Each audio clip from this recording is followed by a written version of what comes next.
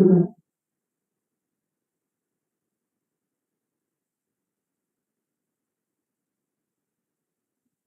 you, Parvati. I would like to request the student, please take the front sofa. Please come down here. I think you can accommodate around 10 people in this. So, student who is standing, please come down here.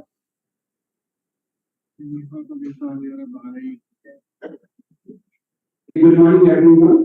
It's my pleasure and honor to welcome our guest for this lecture series being organized by RIS in association with the Ministry of External Affairs.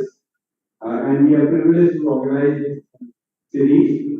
So I'd like to welcome Ambassador J.K. Patil sir for this particular program to deliver the special session lecture. Professor and Vice Chancellor, Professor Rachel Answer, Cluster University Jammu, Mr. BSI, our Honorable Director. We have our colleague from IIT, Professor Mark Mishra with us. We have, Professor R.K. Samnotra, Director of Research from Jammu, and our faculty colleague and co-students. Very good morning to all of you. You know that we are having tried to organize G20 Presidency. This is actually a kind of opportunity for India to position ourselves to the global map in big way. And you know that we are trying our best to organize different programs throughout the year. We also had an opportunity to organize a seminar for a day where we have delivered and deliberated on different themes of it, but focusing on a B20 business component of the G20. This particular series, another very important component in the overall, presidency is the University Connect, which has been conceptualized by Ministry of Education from the beginning itself. That our students should also be enlightened and should also be aware of what is G20 presidency for us and how to take it forward. So, in that particular connection, the whole series has been organized. RIS has taken a lead on this, where they are planning to have 100 of such events across the country, in different universities and educational institutions, so that we can create an impression. And our students are definitely, they are very, very important minds which need to know that how to really position India as a global map, how to really look at this opportunity and take it not only for the period of presidency, rather even beyond that. That is the agenda event, and hope that we are going to deliberate on different aspects of it. Here, if you look at the program, try to conceptualize, we discuss a lot with RIS for on this, and we also organize some pre-event for students. So we had three category competition, essay competition, debate, and the poster competition, along with this series, and we got good response on that. My colleague Rashid will be talking about in this particular event. So welcome you all for this, and thank you very much. We hope that we are going to have a lot of insights from this particular event. Thank you very much.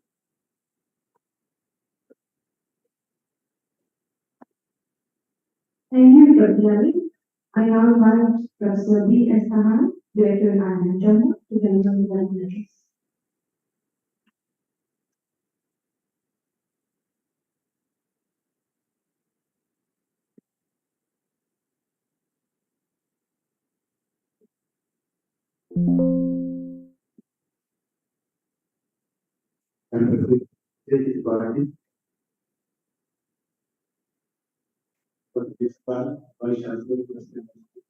All students standing, come to the front.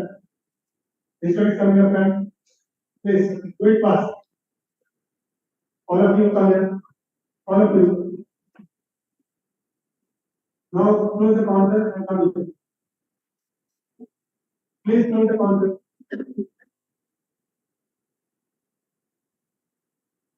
Everybody come here. Vijay, please send all the students here. Look at them, look at them. So, everybody, I don't know any you. So, everybody. Yeah.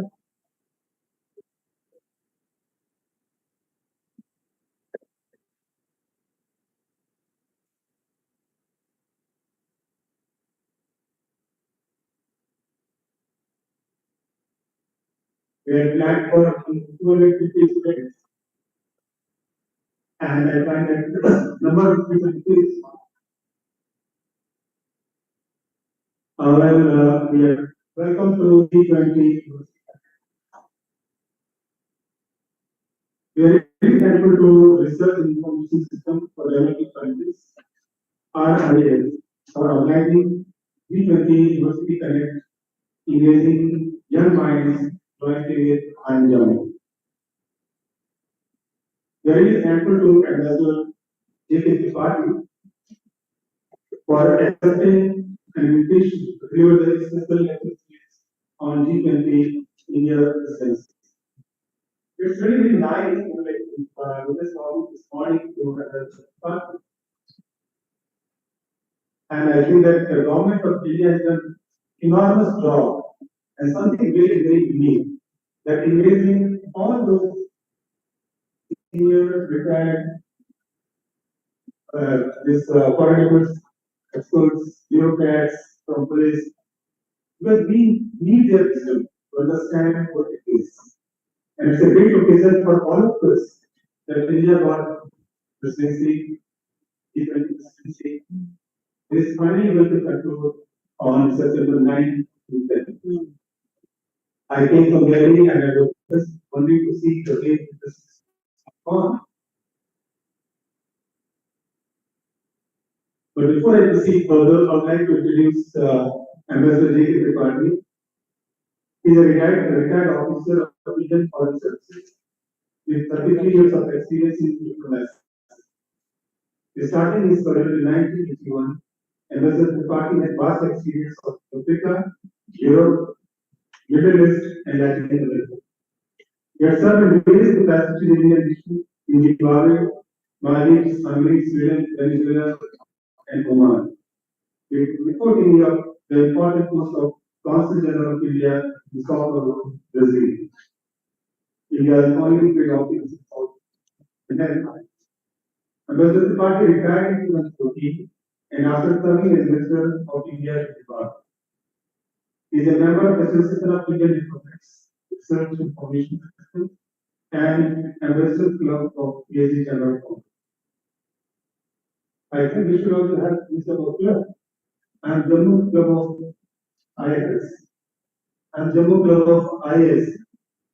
It was really, really nice because even it's not what event we are organizing today and we are discussing about this. It's basically networking with great minds. Let's say, I was reading somewhere, like, let's say, it's basically a community program that invites so many people at this process, and that is the vision of Honorable Prime Minister.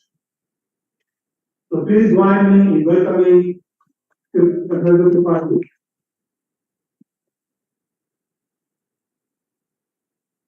Meaningful language, Hindi, English, Muslim, Spanish. And you are good for it. Yes. And just imagine that USA, India is such a vast, one of the oldest civilizations on the planet. And the theme of this G20 was that this is not new, this is very old. We believe that the world is one family, one big family. And that's why our Prime Minister said that the theme should be one earth, one family, and one nation. The moment we keep talking of you are rich, I'm poor, I'm big, you are small, very world will not be happy. So it's really very important to understand the theme of the personality. which aims to provide work to promote universal set of oneness to address the challenges that mankind as one family that faces today. It is an excellent opportunity for all of us to grow our rich heritage and culture. Just imagine 40 years of states coming in. And before that, there were numerous number of this safeguard track, finance track, G20 engagement groups, community practice, all these things. Such a vast thing. First time happening in our country. It's a responsibility of each one of us to understand that what G20 stands for and what, as a young great minds, our students should be, what we should be.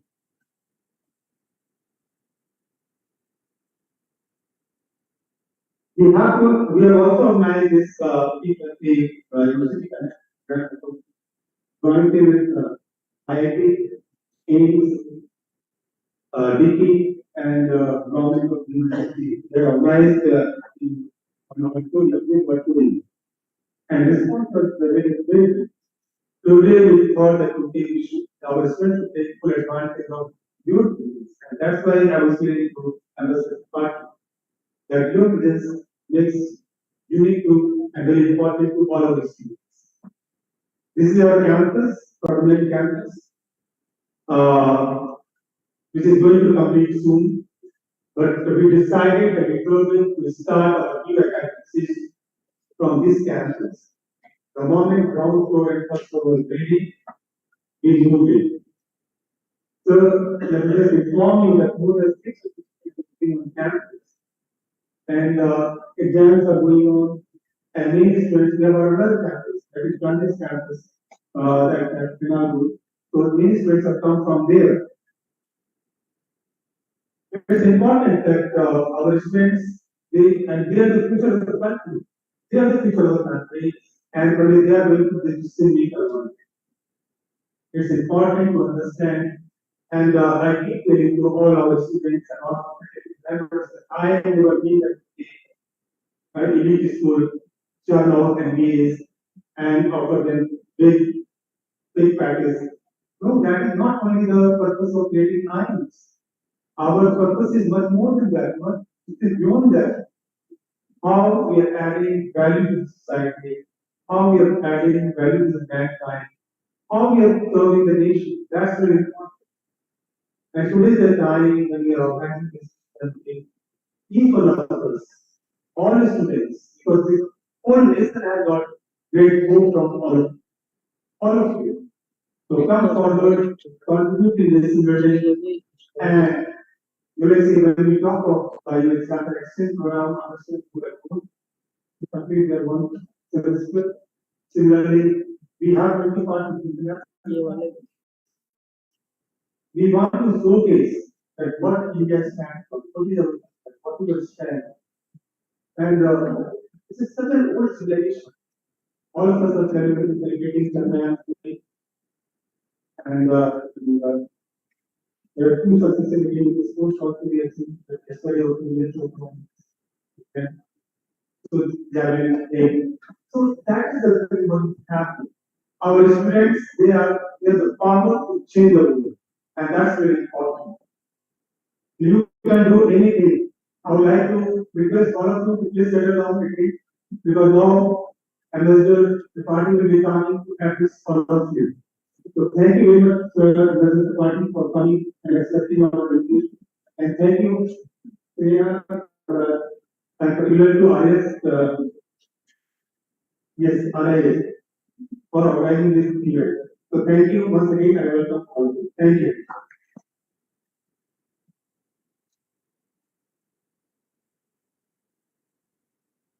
Thank you, President. ये जो भी नहीं है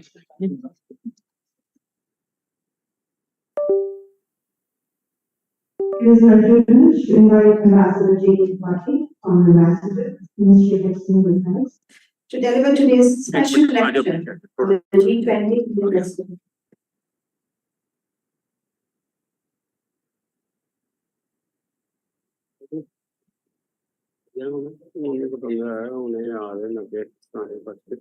ठीक है।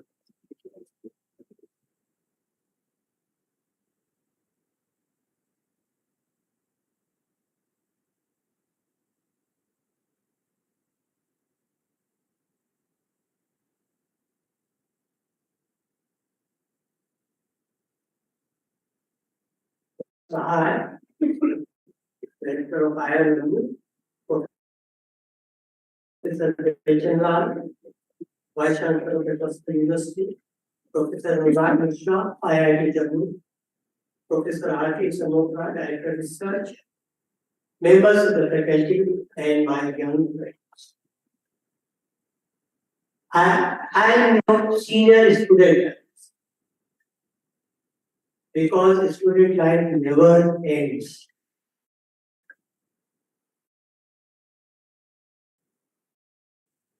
Once a student, you will start learning right from, even I can learn from.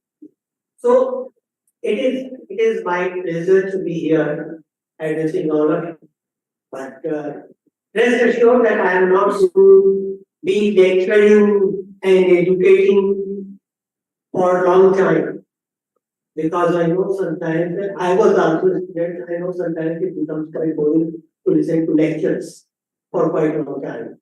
I will make my address short, but I will leave more space, more time for question and answer, interaction. So now, Professor I had already told you that we are going to have G20 very soon on 9th and 10th. And this is a sort of culmination. In this G20, we have, the government of India has organized 230 events so far. And we plan to finish it with 235. Last state Indonesia has organized 152 events. Now, I don't know whether most of you are aware of what G20 is and what its history is. In fact, in 1975, G6 was formed with USA, UK, Germany, Italy, France, and Japan. You can say one of the 6 most developed countries in response to Middle East oil crisis. But later on, Canada and Russia were also included in 1994 and 95. So it became G8. But Russia was later in 2014 after annexation of Crimea. Russia was expelled, rather suspended. Meanwhile, in 1999 there was an economic or financial crisis that hit Asia also, and therefore it was decided to take in some Asian and some developing countries of the world, and which were Argentina, Australia, Brazil, China, India, Indonesia, Mexico, Republic of South Africa, Turkey, which is now Turkey, Kingdom of Saudi Arabia, Republic of Korea, that is South Korea, and EU as an organization.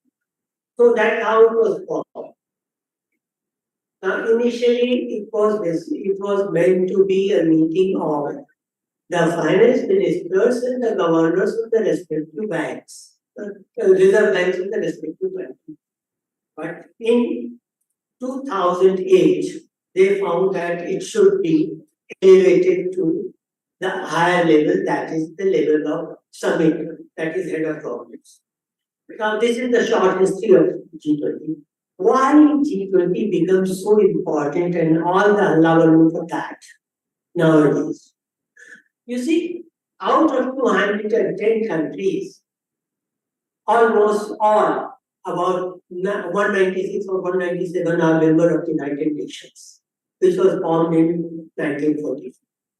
Then there is Commonwealth, there is non-aligned meeting, there was G77, then there is ASEAN, there is BIMSTEC, there is BRIC, there is STAR, there is OAU,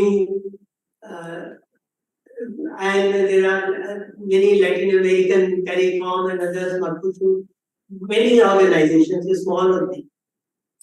So why G20 is important?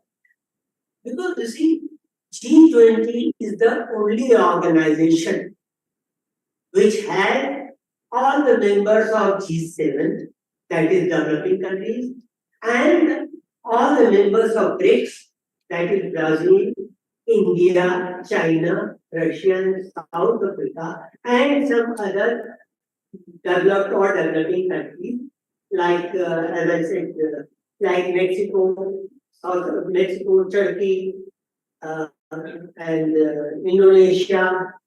So it is a mix of both. And this mix gives G20 the unique advantage of being a bridge between the rich and the poor countries. So that is one of the reasons why G20 is important. The second, G20 accounts for 85% of world's GDP, 75% of trade, and 2/3 of world population. Obviously, China and India, whichever organization they join, they control 1/3 of the world population. Now, though G20 decisions are not mandatory, but the very fact that it is such a big organization comprising developed and developing countries shows the fact that it can exert pressure on world or even on United Nations on some matters. The G20 is not annual gathering which had been annually performed right from 2008. After one summit and between the two summits, G20 nations have so many small level meetings which are sort of preparatory meeting for G7, when after the summit, the baton of presidency is handed over to next country. In our case, we got it from Indonesia and we are going to hand it over to Brazil on that. Now, India, why it is so important for India? You can ask, okay, other countries also have been organizing meetings. Why is there so much hype about these meetings, about India's presidency? So there are 2-3 things in this. One is that we are going to, like I said, the America of our independence. Secondly, we are the one country, single country, which can effectively form a bridge between the haves and have-nots. If you remember, beginning of our presidency, there was a meeting of Global South organized, which was called Voice of Global South. Global North is all the developed countries, G8 plus Australia and New Zealand, and Global South is all the other so-called lesser markets, you can say, those countries which don't have that much of GDP or their economy is not that well. So, and now since India is a permanent inviting of G7 meetings, and India is in G20, India is in BRICS. So India can be very much a voice of South, very much it can pass the concerns, convey the concerns of the poor developing countries to the developed countries that it has been doing during the last 2-3 climate conferences as well.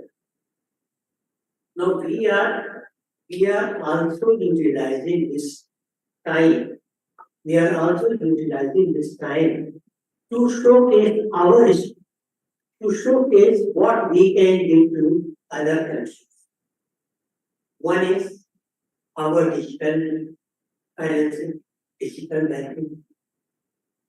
With help of India, right now, less than 50 countries in the world can do digital currency. Others cannot. So since we are exploiting that, we can pass information. Health, we have been vaccine provided to the world for COVID, against COVID. We can pass our experience on to them. Then we have also emerged geopolitically, though G20 is not a forum to discuss geopolitical issues. Basically, it was meant to be a financial or economic or social economic forum. But you know, in modern days, no economy cannot work without politics or geopolitics or vice versa.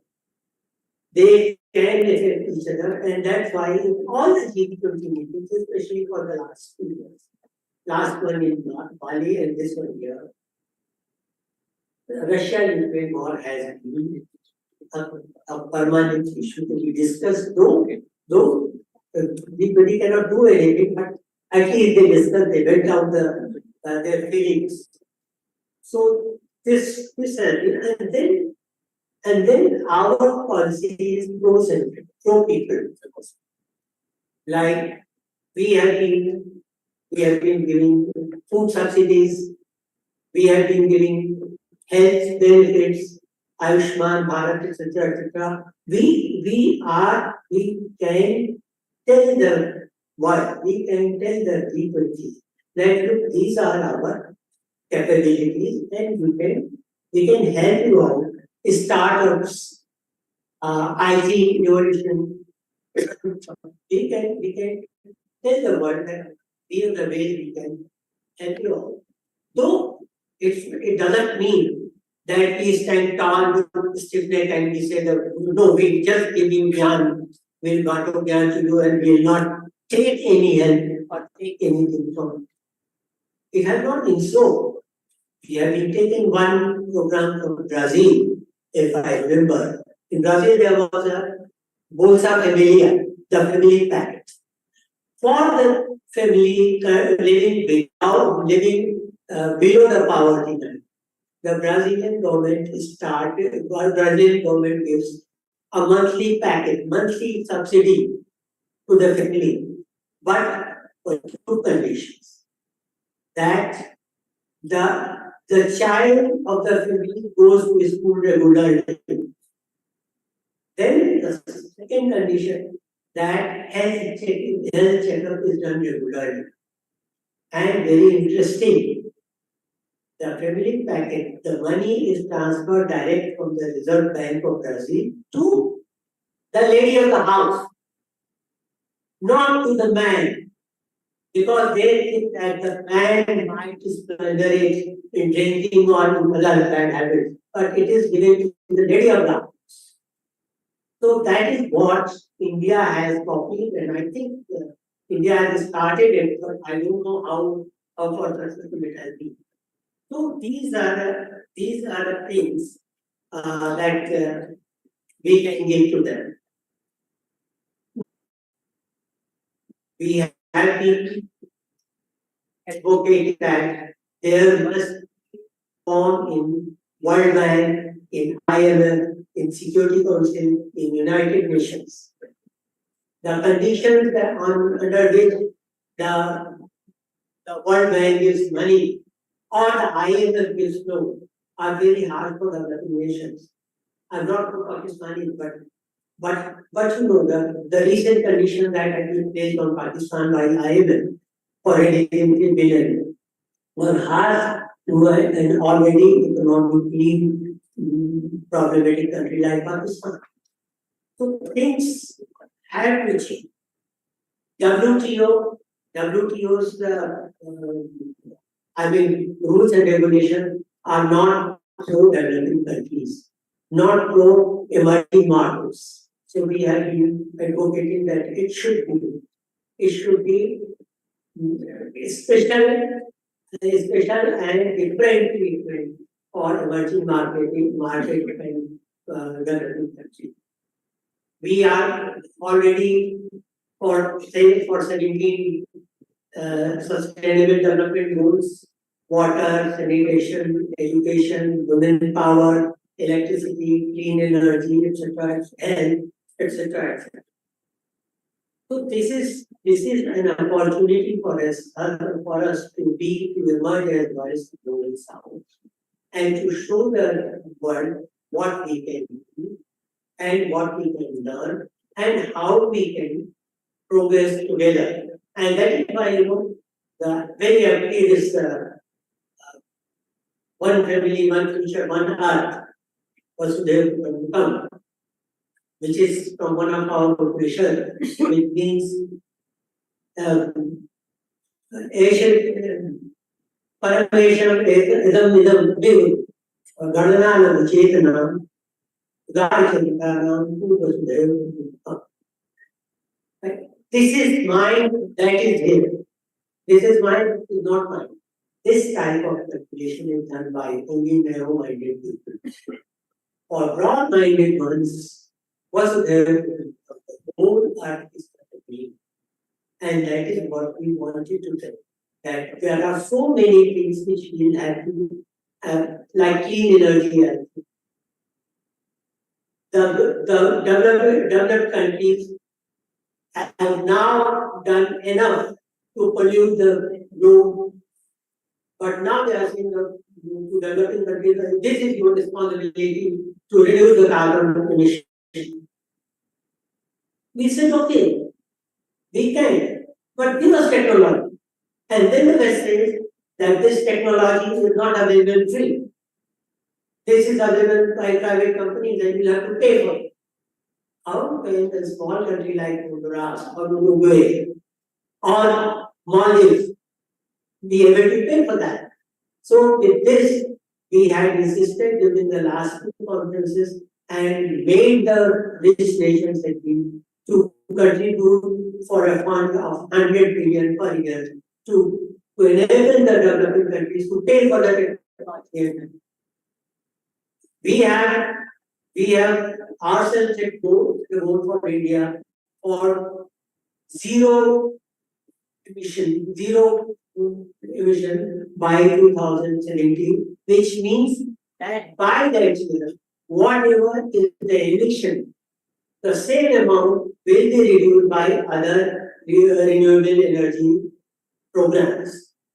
So friends, there is University Connect program for youth, and those programs along with others are meant to uplift the whole world as such without troubling any Western powers.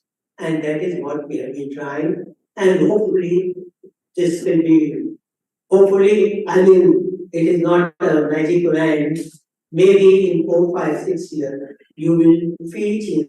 I think you have felt in context. Right now, our dependence on coal, diesel, petrol, and other type of fuel, fossil fuel, is 52% only. And our dependence on renewable energy. So we want others also to grow up with us, to grow together, to have Sabka Vikas. But let us see how it turns out. With this, I finish my address and I invite you for question and answer session. Thank you very much.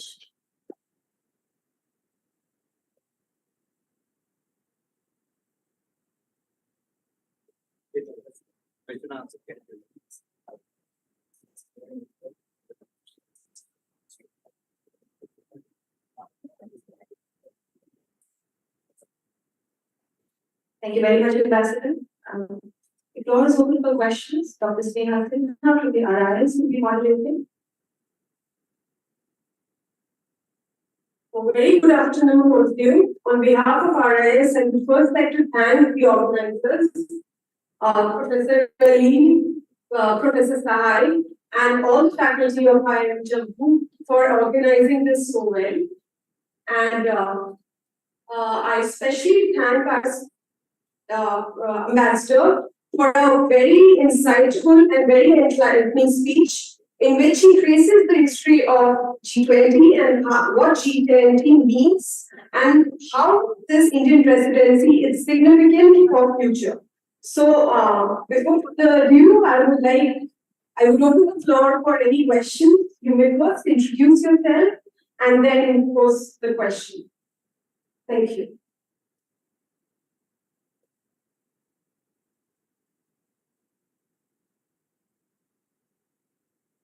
Yes, you can raise your hand so that mic can go through.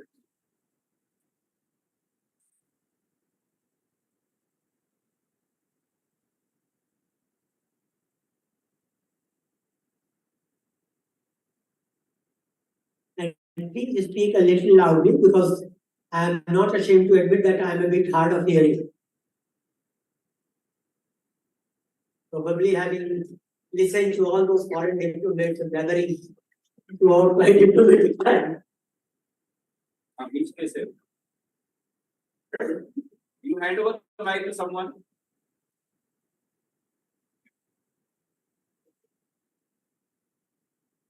Faculty, you can start with the faculty. Motivate करेंगे ना.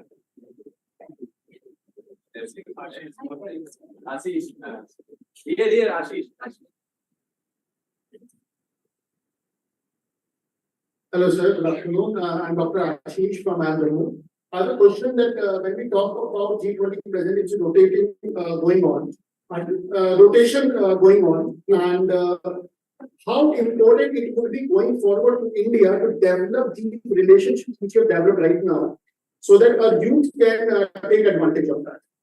You see, India has now, I will say, India is now in a position that like a very beautiful girl with so many suitors want to marry. US. We are in a very unique and enviable situation. So that we will continue and more we develop relations with other countries. More and more it will become easier for our students to have interaction with those students and faculty. And you see, the relationship between two countries, any two countries, for relationship first thing is that continuous flow of positive information, correct information. Once you have the flow of correct information, the next step is the development of trust. And once trust is developed, then the relations develop between the country. And when the relations develop, then the relations between the students, faculty, and education institutions. So once, like we have developed relations with Russia, we have developed relations with USA, UK. Our students go there, our students go there. But there are other places. Very recently, see, we have very good relations with Australia, and so many students go there for higher studies. But studies are not the limit, because once you finish your student's life, then you have so many stars, so many opportunities, and for that you can collaborate on person-to-person basis with other countries. Thank you, sir. Thank you, Dr. Ashish, for a very important question. Anyone else would like to ask a question? Backside. There, back.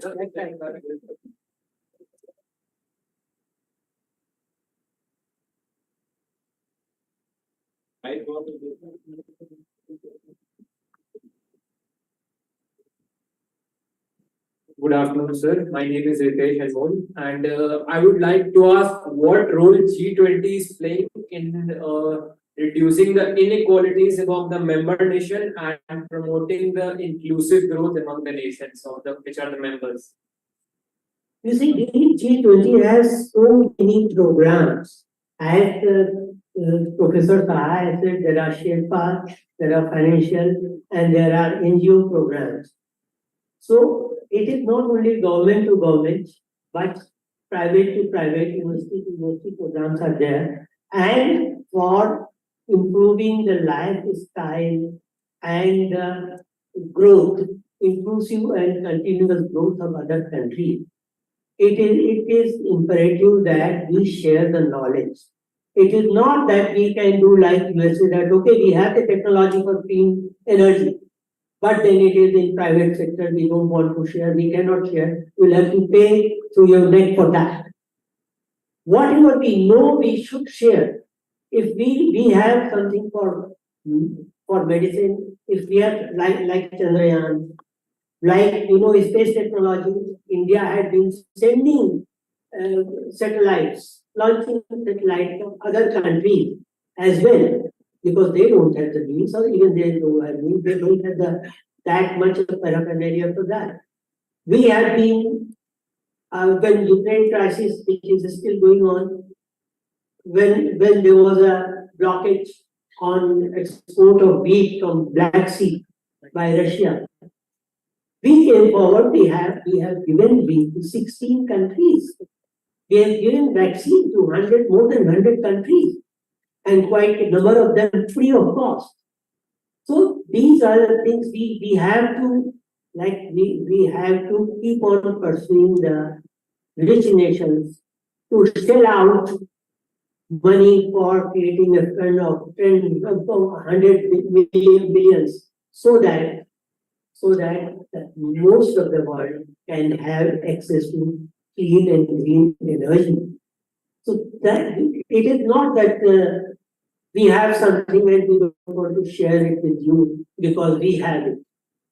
So that is why the approach, national approach of the individual country is to be changed, is to be altered, and that can happen by persistent appeal or persistent efforts of majority of G20. Yes. Thank you, sir. It was indeed a very important question, and I would like to stress what Ambassador already told in his lecture, that India would act as a bridge between have and have-nots and would become a voice of the global south. Any further question?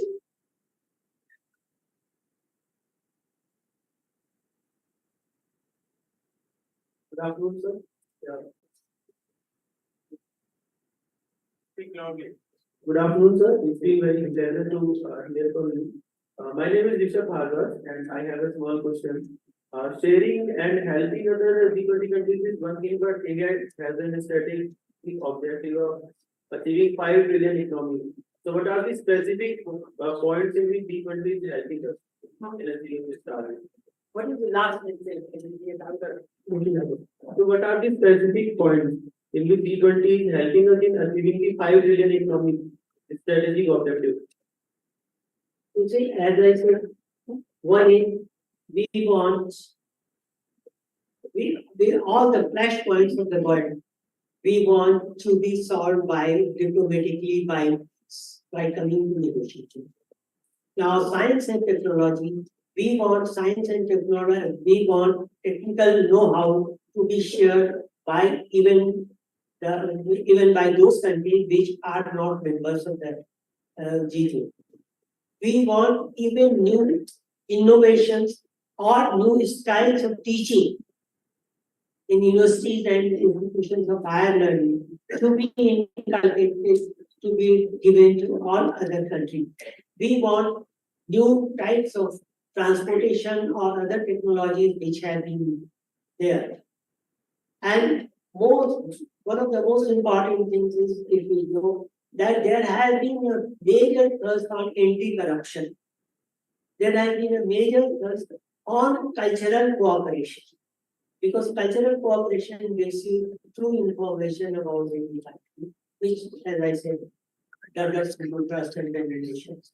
So there are not 3, 4, 5 specific points, but there is a whole plethora of points on which work can be done. Though, as I said, the work will not be, you will not be able to see the result in 2, 3 years. Maybe it will take a decade or so.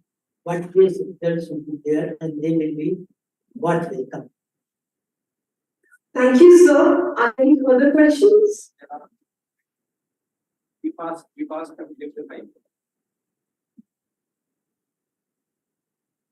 Sir, as it has been reported that Russian President Mr. Putin would not be attending the G20 summit in India.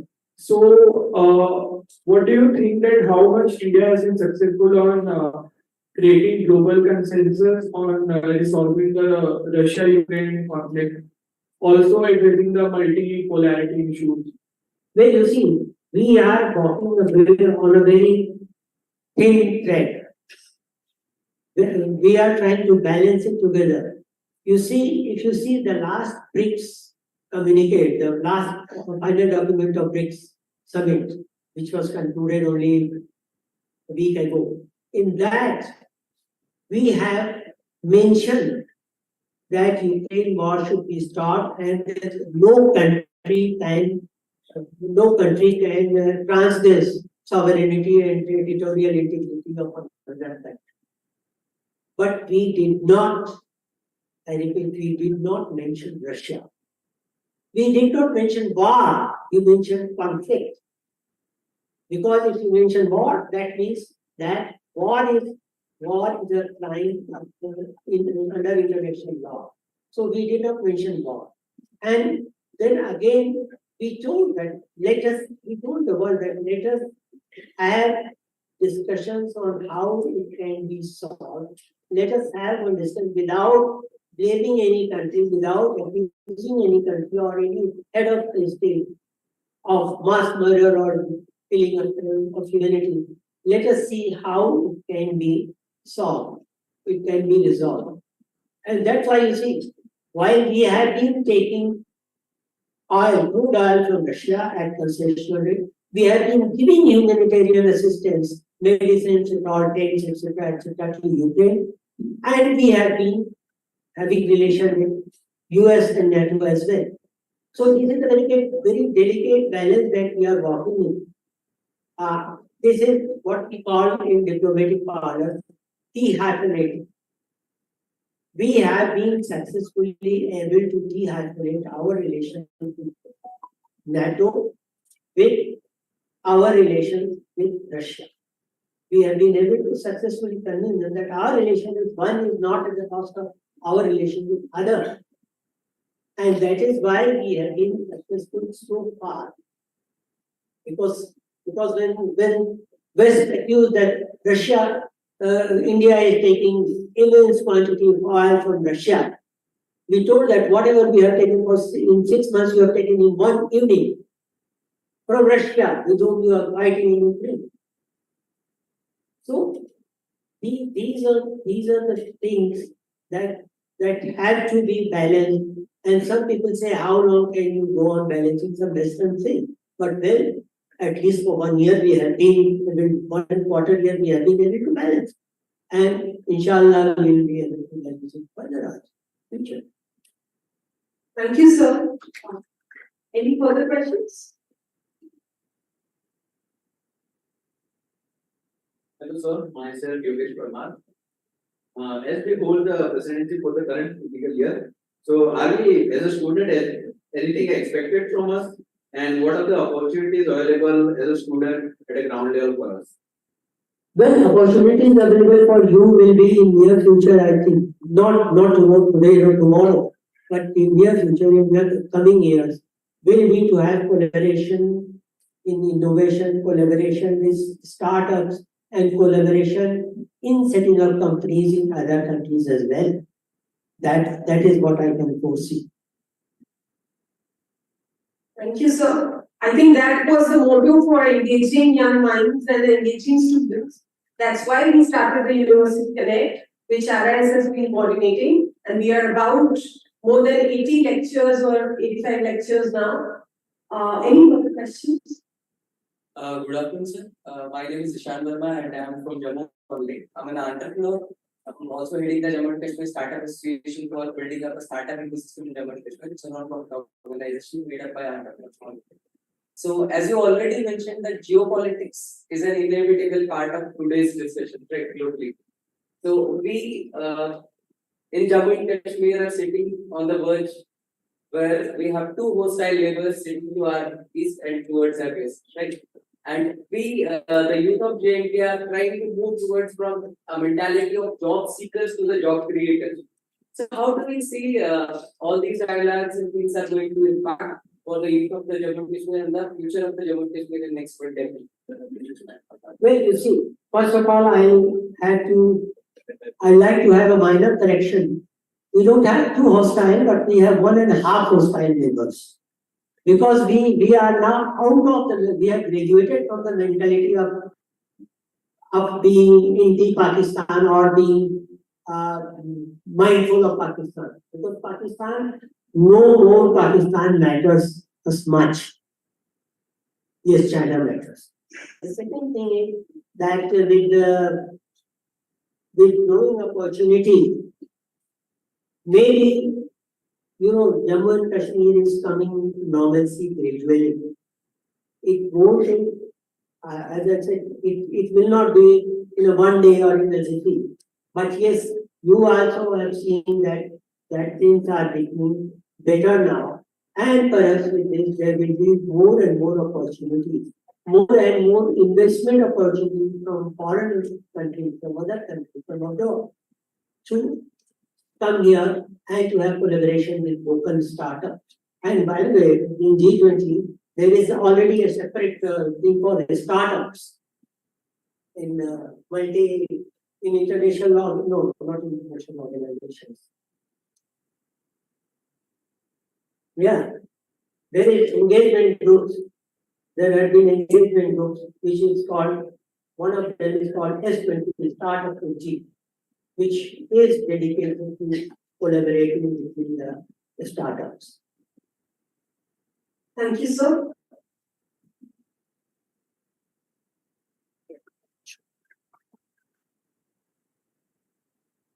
Let me just tell you that when you say that how it is going to impact our JNK,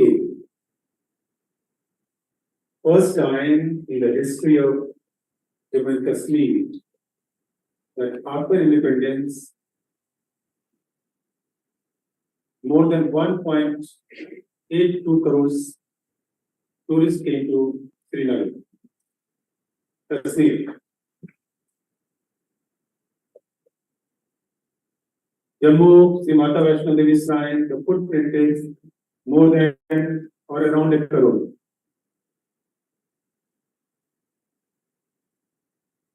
After this, we started this G20 meeting on tourism in Jammu and Kashmir, in Srinagar. Nobody could have thought of that it will be organized, and so-called hostile countries, none matter.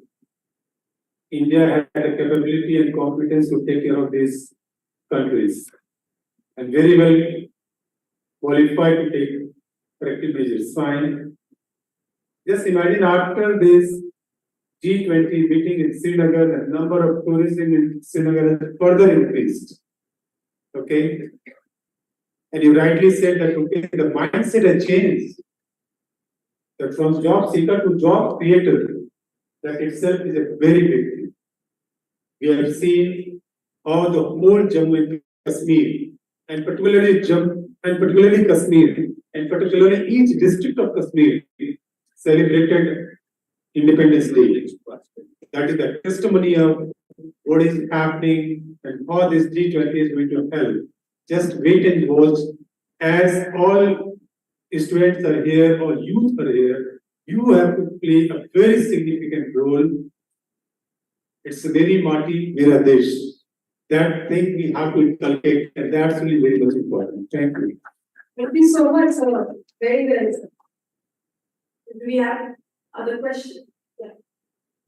Good afternoon, sir. My name is Shikhar, and my question is, like we know, there are many other international organizations very recognized. So, what makes G20 special and different from those organizations? Well, there are three types of organization, broadly you can put it. The large one, the middle one, and the medium one, and the small ones. Now, the large organizations, problem is that of sheer size, like United Nations, it is always fraught with the possibility that there will not be any consensus on any of the important issues.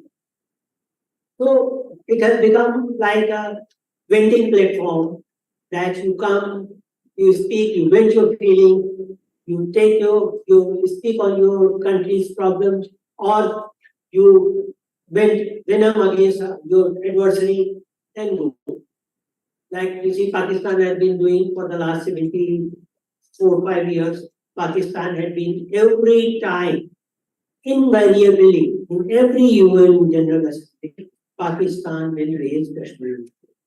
I liken it with a naughty primary school student who in every beginning of every period stand up and say, "Man, this boy has taken my pencil," and then said, "Shut up, sit down. You have been complaining this all along." So that's what is happening about. So in big country, in big organizations, that is the problem. In very small organizations, sometimes the problem is that one or two members of the organization are so small that then they always have the inferiority complex and they keep on complaining. SARC is one example. Our organization, Southeast Asian organization, this thing is compared to India, all our neighbors are small. And especially those very small neighbors have been complaining that India had a big brotherly attitude. Middle level organization, especially in such an organization where there are developed countries, there are developing countries, and there are least developed countries. And the size is small, size is big. So there at least you can discuss at length without killing time, and you can arrive at sustainable decisions. So that is one good thing with SARC, with G20, with ASEAN, and a little bit with SCO, but with BRICS, okay, 5 now, BRICS 16. So that is the one advantage with a very manageable size of organization. Otherwise, it will be difficult to manage. As you see, a class of 200 students cannot be managed by the teacher. So that is how it happens. Thank you, sir. We can have another question.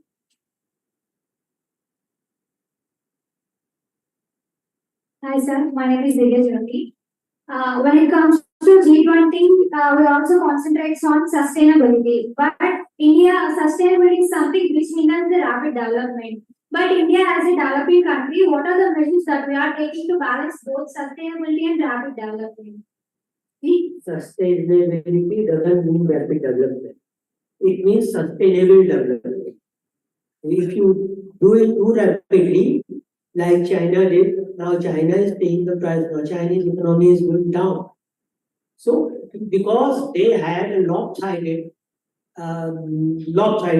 policy, they were all for industrialization, manufacturing sector, etc. Others were neglected. Agriculture was neglected. But in this G20, if you have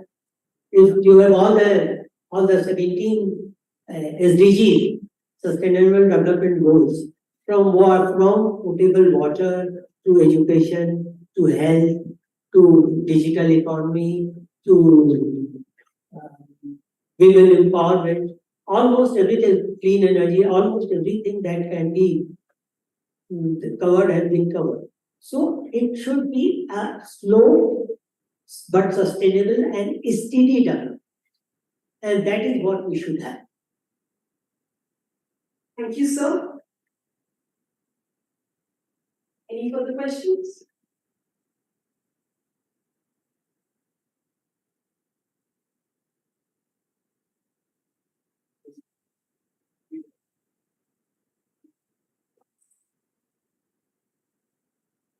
So just to set the score for faculty members, I'd like to ask a question. So many questions from students. So my name is Dr. Parvati. I have a question for you. We we talked about, actually you told us about haves versus have-nots. We talked about how there are lesser model countries. But the common thread of most of the conversation we have today is about balance. What's it about? It's about balance. Balance in some sense or the other. So India seems to be India seems to have a very fine balance between aggressive versus being assertive. We're not aggressive, we're very assertive. So that's a very micro view of things. So if you were to translate it to a very micro level, to the individual level, based on your experience, how does one become assertive without being aggressive? Would you like to tell us something about it? Well, I would say that in diplomacy, first thing we are taught is to listen more and speak less. That is one thing where you can balance. The second thing is we are taught that even if you spit venom, do it with a smile. So you don't have to be aggressive. You have to be assertive. Whatever point you have to stick to that politely. And that is what you have been seeing Dr. Jaishankar's speeches and his commitment is point blank to the point without shouting or without anything, and he achieved his goals. Because remember always the cold steel cuts, not the hot steel. So that is what one should have individually as well as on the country level. Thank you, President. So I guess that's all the questions we have for you today. So next up, we have a panel discussion on engaging young minds for the G20 Presidency and Beyond. Dr. Ashish Kumar from IIM Jammu will be moderating.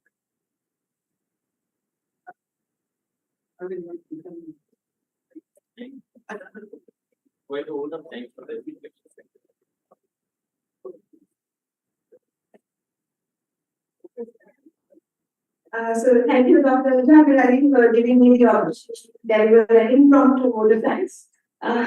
So apologies in advance if I seem a little unprepared. I am. So first of all, goes without saying thank you, Ambassador Tripathi, for speaking to us, for sharing all your a bit of your years of wisdom. Thank you for being so kind to us. Thank you for being funny, and thank you for answering all our questions patiently. Thank you, Dr. Vishwanath, for being here, for being part of the next session. Thank you, Dr. Sneha, for being here, for moderating this session, and thank you to RIS, to represent, for giving us all the opportunity, bringing all of us together here. And of course, thank you, Professor Hai, for for all of this. And of course, Professor Ramani for giving me the opportunity to deliver the vote of thanks. So that's it. We have the next session, and Dr. Ashish Kumar will be moderating. Thank you.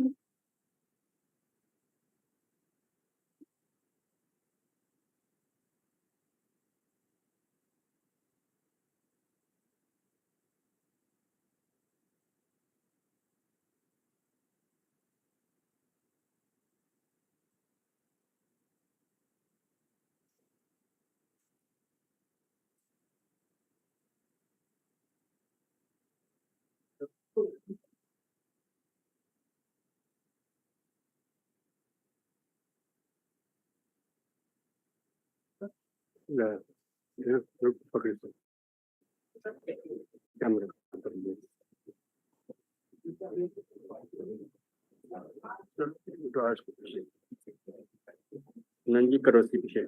Udah cerita lagi. Karena kita siapa pernah ya pernah.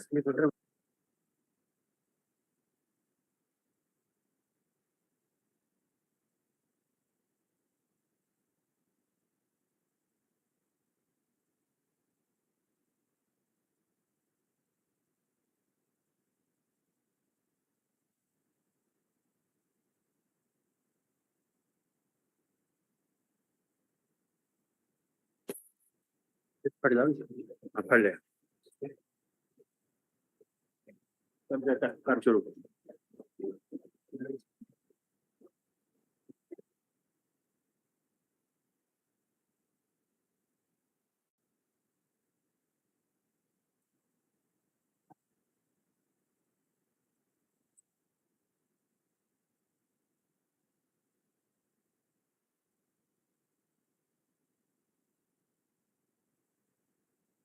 फिर ये समझ ये चीज है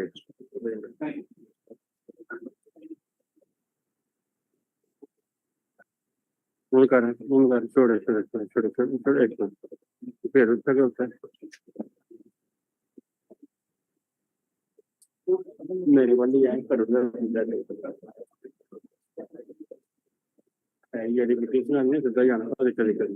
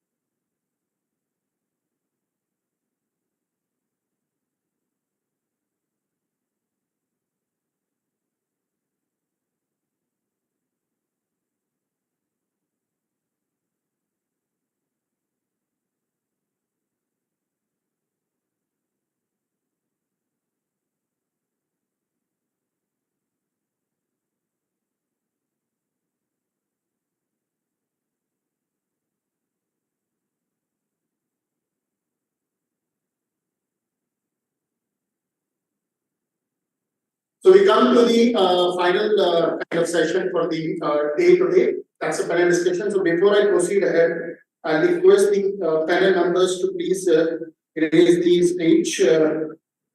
Professor Rachel Lal, BC Plus University. I request you, sir, please. Can we have the round of applause? Professor Shakti Kumar Gupta, CEO AIMS.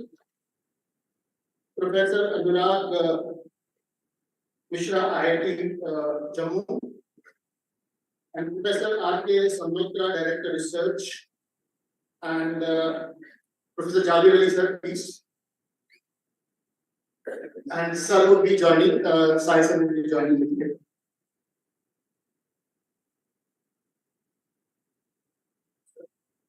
Now,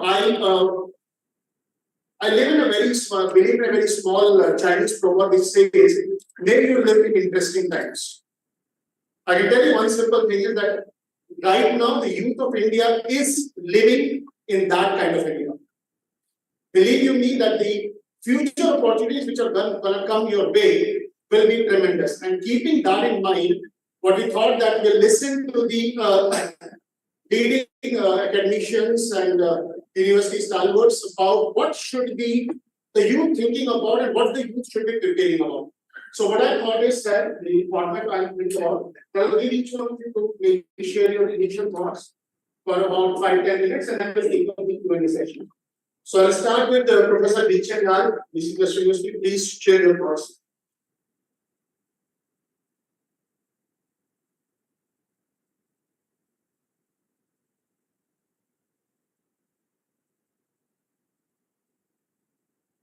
So, the Govt, Director Ends. So, Mr. Malik, also, honest, Amitra, Ansuma, Mirani, the Director, Maxisia. Okay, sorry. I am distinguished faculty and dear students. We had a very enlightening session by our former ambassador, Mr. Tripathi, and discussion followed. In fact, I would like to center or focus my thought around the heart. I think he was the man who asked what is the rule of students, what is expected from the students. Friends, we had talked about various international fora. There have been many meetings very on and often. World is also advanced very fast. We are reaching to the moon. We are attempting to reach to the other planets. We are developing very fast. Our day-to-day life has really advanced very much. But at the same time, if you see internationally, there have been various kinds of divides are there. Regional divides are there, economic divides are there, social divides are there, our thought divides are there. Then where solution lies. And this divides and challenges. This divides comes with the challenges. Challenges, of course, we are advancing, we are progressing. But at the same time, our challenges are also growing very fast. You see the climate change. It's going to be a big disaster for the whole humanity across the world. Even a common man has started discussing this. So there is role. Students at the young has to go play a very important role solving problems. And that's why research and innovation, that is the money solutions. You have to look for some problems in and around. I don't say that you have a very big problem. We have many day-to-day life around us. You just look for, seriously, probe those problems, utilize your mind, and look for some innovations, some research, and followed by startup of benefits. So, from this University Connect, the title is the G20 University Connect. So, you have to work in a clear group, clear path. You have to make a group. People are different areas, different disciplines. They should come forward and look to solve how those problems can be looked upon in various angles, from various angles, and solution can be given. This is the role of the student, which I hope see in coming days. And thank you, I'm glad to be one vote. The total second total capacity of our brain is much bigger, larger than what we use. It is said that the Einstein used maximum it was of about 13%. What rest is there? It's a blank area of mind. 87%. If an Einstein did not use, common man used 7 to 8%. So friends, we have the capability. Nature expects from us that we will explore all those faculties available in our brain. The days, tomorrow days are poor days. You have to speak, you have to do this challenge. Many of us are towards our previous. But days are yours. It's dry, it's dark. You have to change it, not if the kindness. ये हमारा slogan he is very eloquently talked about the various subjects of the G20. It's called why India.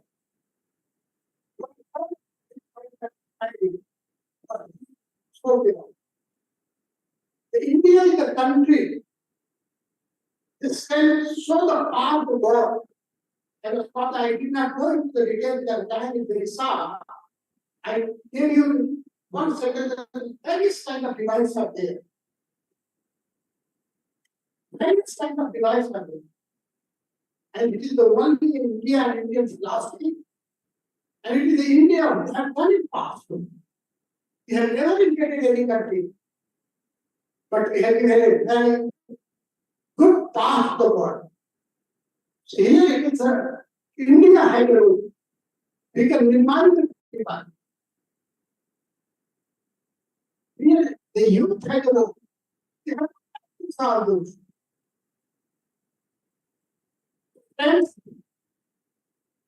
I have just started wondering that we have potential, we have capability, we have capability in our brain, we have to come up, we have to come forward, because the challenges are very big. Capabilities of never face of type of capability. If really seriously go in, you will find the challenges are really very far, very difficult. They are going to come. We may see the benefits. Apparently, it's very legit and inside it's a very dark, very big area there. You have to exercise your power, your capability, your ability, and you have to research, you have to innovate, you have to commit yourself for the innovation and research, and here you have to connect with the many people, many states across the industry, across the institutions, across the various kind of here from there you can come solution. That is your role. That is what I think. Thank you very much.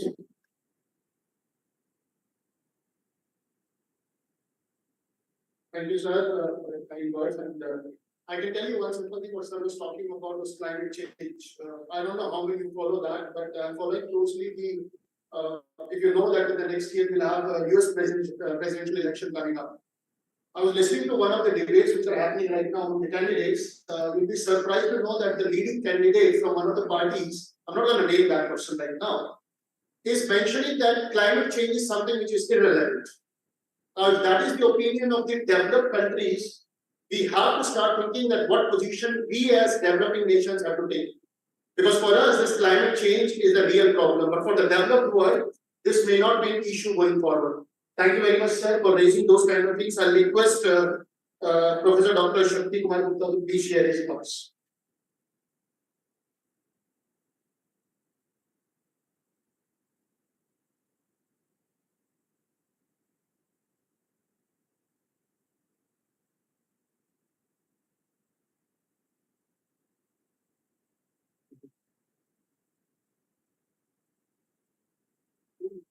Namaste and good afternoon. Esteemed panelists, my dear faculty colleagues, and I can see young and vibrant the students who are the future. I think the G20 University Connect engaging young minds, and especially the theme of this panel discussion, that is engaging young minds for G20 Presidency and Beyond. I think that topic is quite essential. As you all know that India is a land of learning. And India is also a land of opportunities. So we must take leadership roles at our respective institutions. We must work as a team. We must collaborate. We must do this cooperation in all aspects among all the institutes, especially the 3 institutes of national importance. You all agree that India is assuming a leadership role. Like we have G2 presidency, India has majority of the corporates in US and the World Bank. We have landed on the southern part of the moon as the first country in the world. Well, yesterday only, Mr. Neeraj Chopra has won the gold medal in the javelin throw in the World Championship. So let's be the leader at every level, whether it is a micro or the micro level. So we must take leadership roles, like I'm sharing the example of 3 institutes of national importance. For example, we have started an MBA course in hospital and healthcare management by AIMS Jammu, IIT Jammu and IIM Jammu. It has been a collaborative effort of 3 institutions, and we have taken a leadership role in framing a curriculum which does not exist anywhere in India in the world. The course has become very popular, and institutions in India, they want to adopt it, and we are sure that the institution outside the India will soon follow it.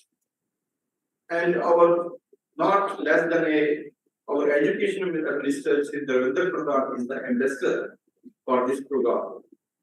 After the launch of the program by the Shri Amit Shah, Shri Devendra Pradhan, Dr. Jitendra Singh, Governor of G20, now he actually has become an ambassador, and he is inviting the directors of the IITs and IIMs to why not to agree if Jammu can do that, why can't you start it? So I think that is a good deal. Then another important is that every university, like the theme, University Connect, I think every university must adopt 1 or 2 schools at the rural or the semi-urban areas to mentor them, to groom them, and to inculcate a culture of research right at the 8th, 9th, and 10th standards at the school level. I have done this experiment in AIMS. While I was in AIMS, I used to invite students from school who are studying in 8th, 9th, and 10th to have a facility tour in AIMS itself. So, giving a message that the hospital is not only the place where you have to visit when you are sick. So, they used to come, they used to have some projects, they used to study some additional programs which are there in the hospital, which for the benefit of the masses. And they used to do a 2 months summer project. And I'm seeing now actually that all those students who have done these projects today, they are in medical schools in USA because they give credits for those people who do some sort of a social work. Then we must promote facility tours by the students. The students must visit IIM, IITs and AIMS to understand the culture, to understand the environment, and to find out the opportunities for their career. Unless they don't do a facility to and interact with the students, with the faculty, then actually they will not be able to take the full benefits of the opportunities in these institutions. Now, Jammu can be developed as rather Jammu and Kashmir, and especially the Jammu, can be developed as an educational hub. As all 3 institutes of national importance are located here, and this is the only city in the country where all 3 INIs are there. Because Jammu has a good road connectivity, it has a good rail connectivity, it has a good air connectivity. And that 3 factors are very important for any city to develop as an educational hub. And we must focus on innovations and intervention. That is already being done by IITs and IIMs. Even now, AIMS has followed that. So there are a lot of issues and challenges in healthcare. I think what are the issues, challenges there? If we all three institutions join together, I don't think there will be any issue challenge which we cannot actually handle and bring some changes in. Then we need to work as a team. That is a very important aspect. And the cooperation with each other and collaborations among the institutes. So I think there are a lot of opportunities for all of us. We must take a lead, and then actually there are infinite opportunities. Like yesterday, I was watching the discussion between the US presidential aspirants, a discussion between Nikki Haley and the Vivek Ramaswamy. And then actually I was thinking at that time it's not far off. Maybe the next person in the leadership role in USA, that the president of USA will be from India. Thank you so much. And another thing I want to say that India should not only focus on becoming the superpower in arms and ammunition, in becoming a nuclear power, but another one important is that we must focus on becoming the world superpower for medical education. Thank you so much.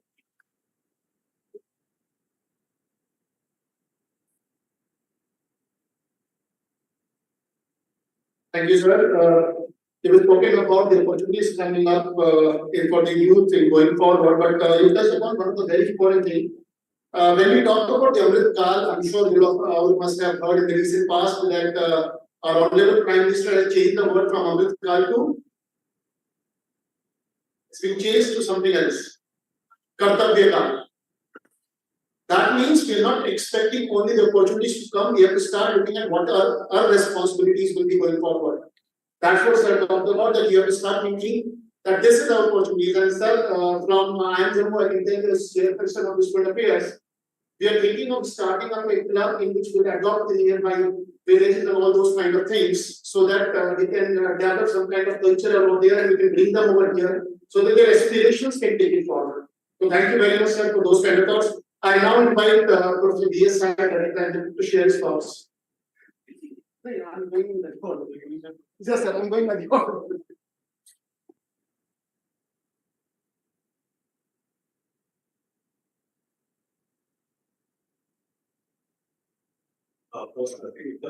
Professor Vijayanath, Professor Roy Mr. Professor Soumitra, Professor Javier, and my colleague Ashish for moderating this. You know, I've always believed in you. And that compliments the that is going to give it to me. That what energy, where you get this energy, that you work so late, so hard. I must admit that my energy is all of you sitting here.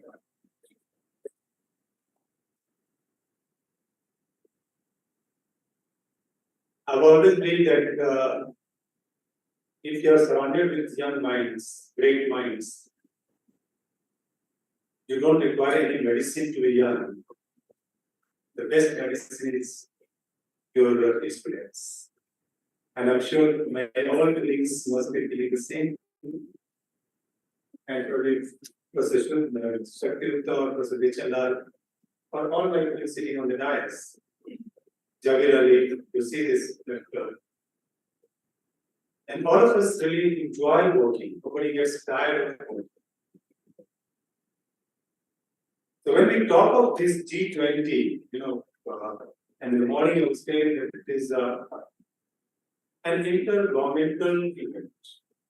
But Honorable Prime Minister said that it has to be an event which connects all the people of our country, all the people of the world. That is what is more important. You know, the philosophy, the Indian cultural part of it, we don't assume that anybody is enemy. We say everybody's friend. Was that? Just imagine, it is not point today It is quite thousands of years back. We believe in one world. We believe in one earth, one family, and one future. My Prime Minister said that okay, this powers of this, some countries poor, there is no power, some countries rich. I remember that I used to go to Australia to teach as a distinct professor every year. And during my 2 months of stay, I used to wonder that how come this all buildings are loaded with lights, whereas back home we find that hardly we get that. And then I used to think that the world is really divided. Now through this G20, there is sincere effort on part of India to convey to the world that if we really want to prosper, then probably we have to take global initiative. And our global initiative is like one sun, one world, one dream.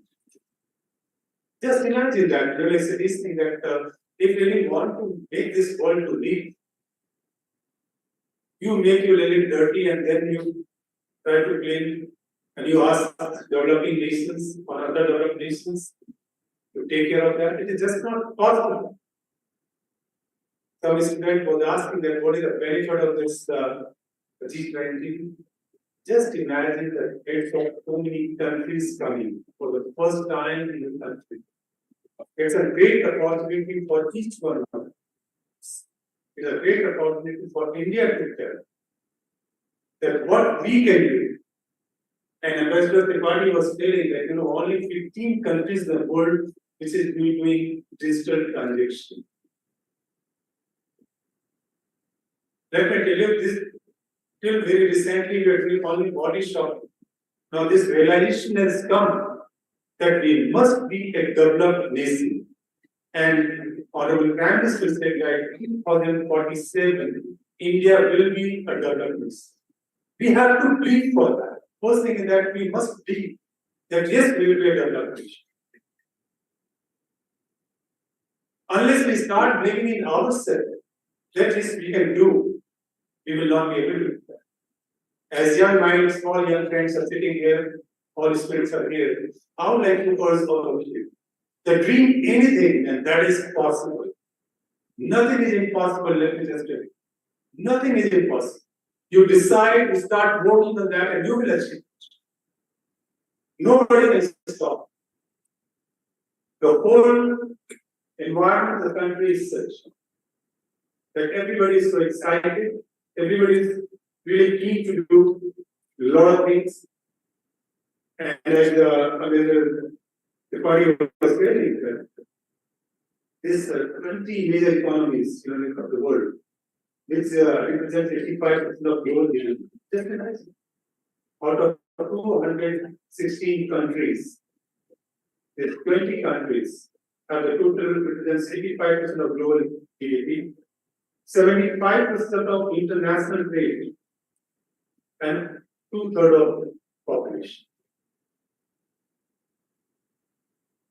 So there is an ample opportunity for India. Ample opportunity.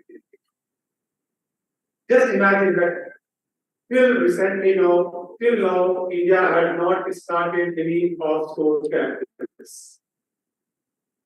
First time IIT is being opened in UAE.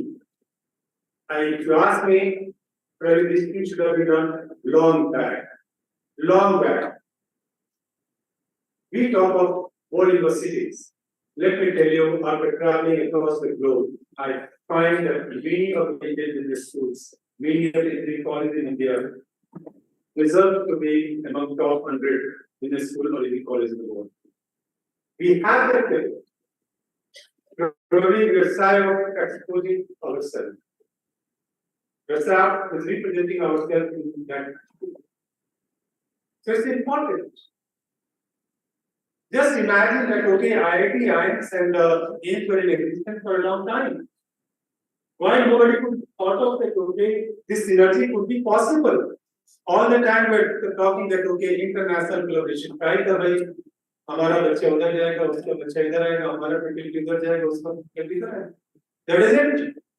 I think that just sitting together, discussing, debating, and after marathon meetings, we felt that yes, this is the need of the hour, and we must give a new modern finish.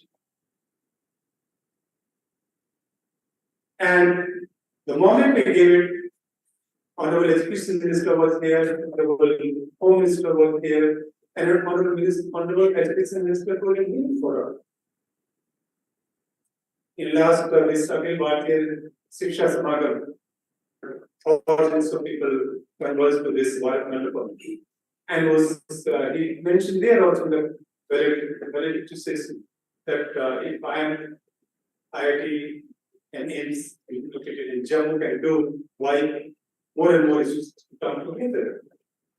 So what I say is that nothing is impossible. Everything is possible. You have to carve your own path.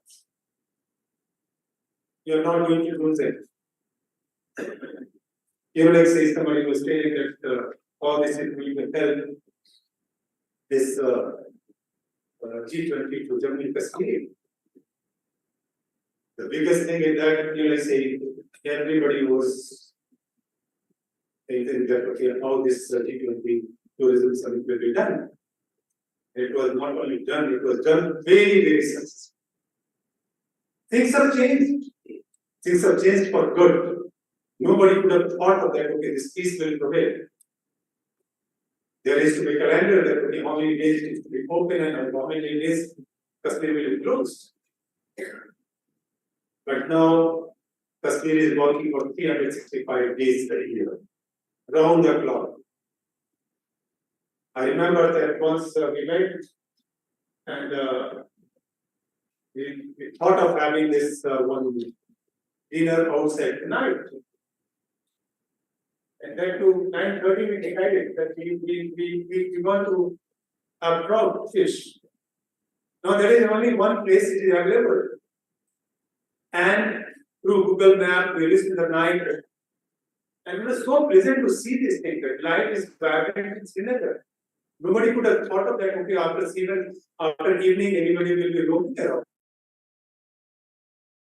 After taking food, coming back till at 11 o'clock. So light is changing. It is only people's mindset. They decided, they did it. They have shown to the whole world that how this Kashmir and Jammu and Kashmir is doing today. You know, like all of you are young, and by the time we become developed nation, I've said earlier also, many of you will be CEOs of the company. Many of you might be having your own startups. Don't forget that time Jammu and Kashmir. Fine. You must remember all the time that whatever you're doing because of I am Jammu. So come back again and do for this. And situation is very, very lucrative. If you want to start your own setup, you can do there. Anything.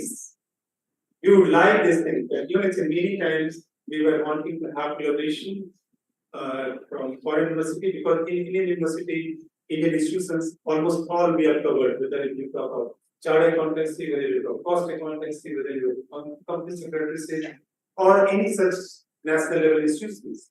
I am decided so many institutions we collaborated. And with a solid diversity. This has been possible because new education policy came into play. National Education Policy 2020. Till yesterday, you are pursuing a particular course, after some time you realize that this is not interesting for you, and you want to change the line. That time it was just not possible. But today, if you want to pursue arts and you want to pursue engineering, that is very much possible. If you want to pursue music, you want to pursue medicine, that is possible. So things are really changing very fast and changing for good. And let me tell you this thing that worldwide people have accepted innovation. And what Professor Shakir was telling, that who knows that tomorrow US will be having Indian history. And if it happens, nothing to surprise about it, because we deserve to rule. We never believed in, let's say, conquering everything. It is all diplomatic process, democratic process. So I think that when we see this thing, that young great minds, if you want to start your startup, you want to go abroad, now collaboration is going to be much easier, because so many countries coming, and it is a time to showcase that look what India is. People used to think that okay, it's a snake charmers and elephants, those days are long back. Long back. Every day we find success stories about Indians worldwide.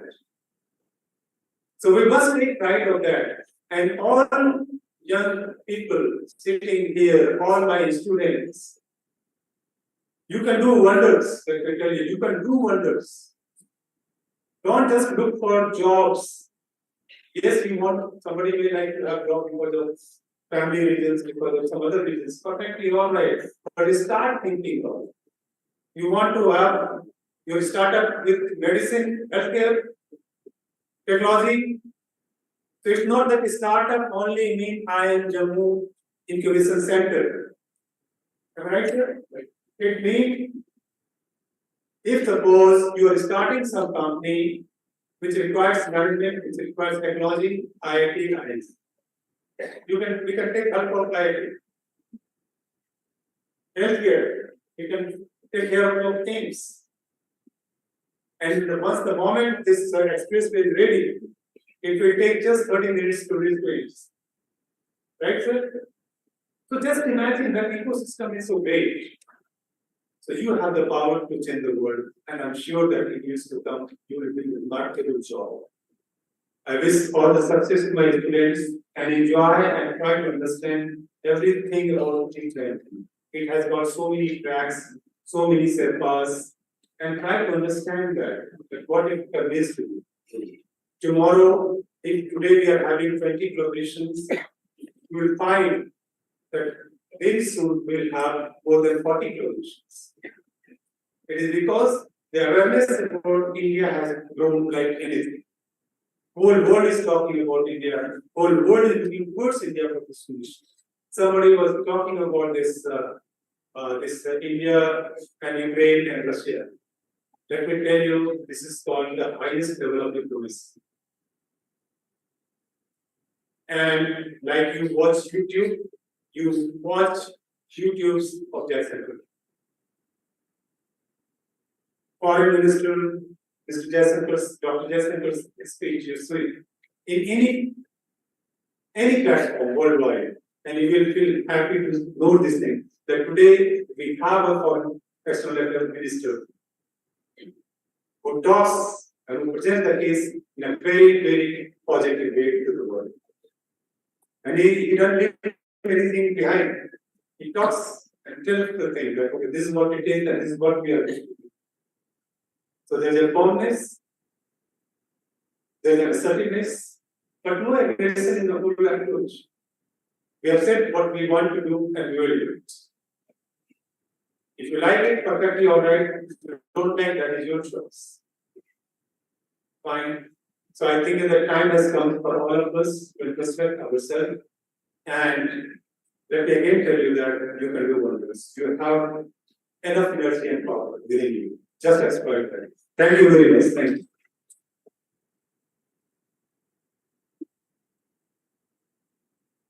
Thank you, sir.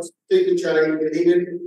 As a student, at the current time, the only mistake you can make is dream small. What sir wanted to emphasize was you need to have dream big. The canvas is open to you people. You can think about wherever you want to go for.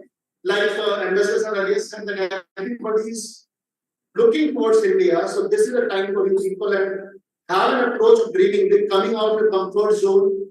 Like not only looking for job, but become job creators in future. That's what it is. Thank you very much, sir, for the time course. I request Professor Anurag Mishra from IIT Jammu to please come and share his thoughts.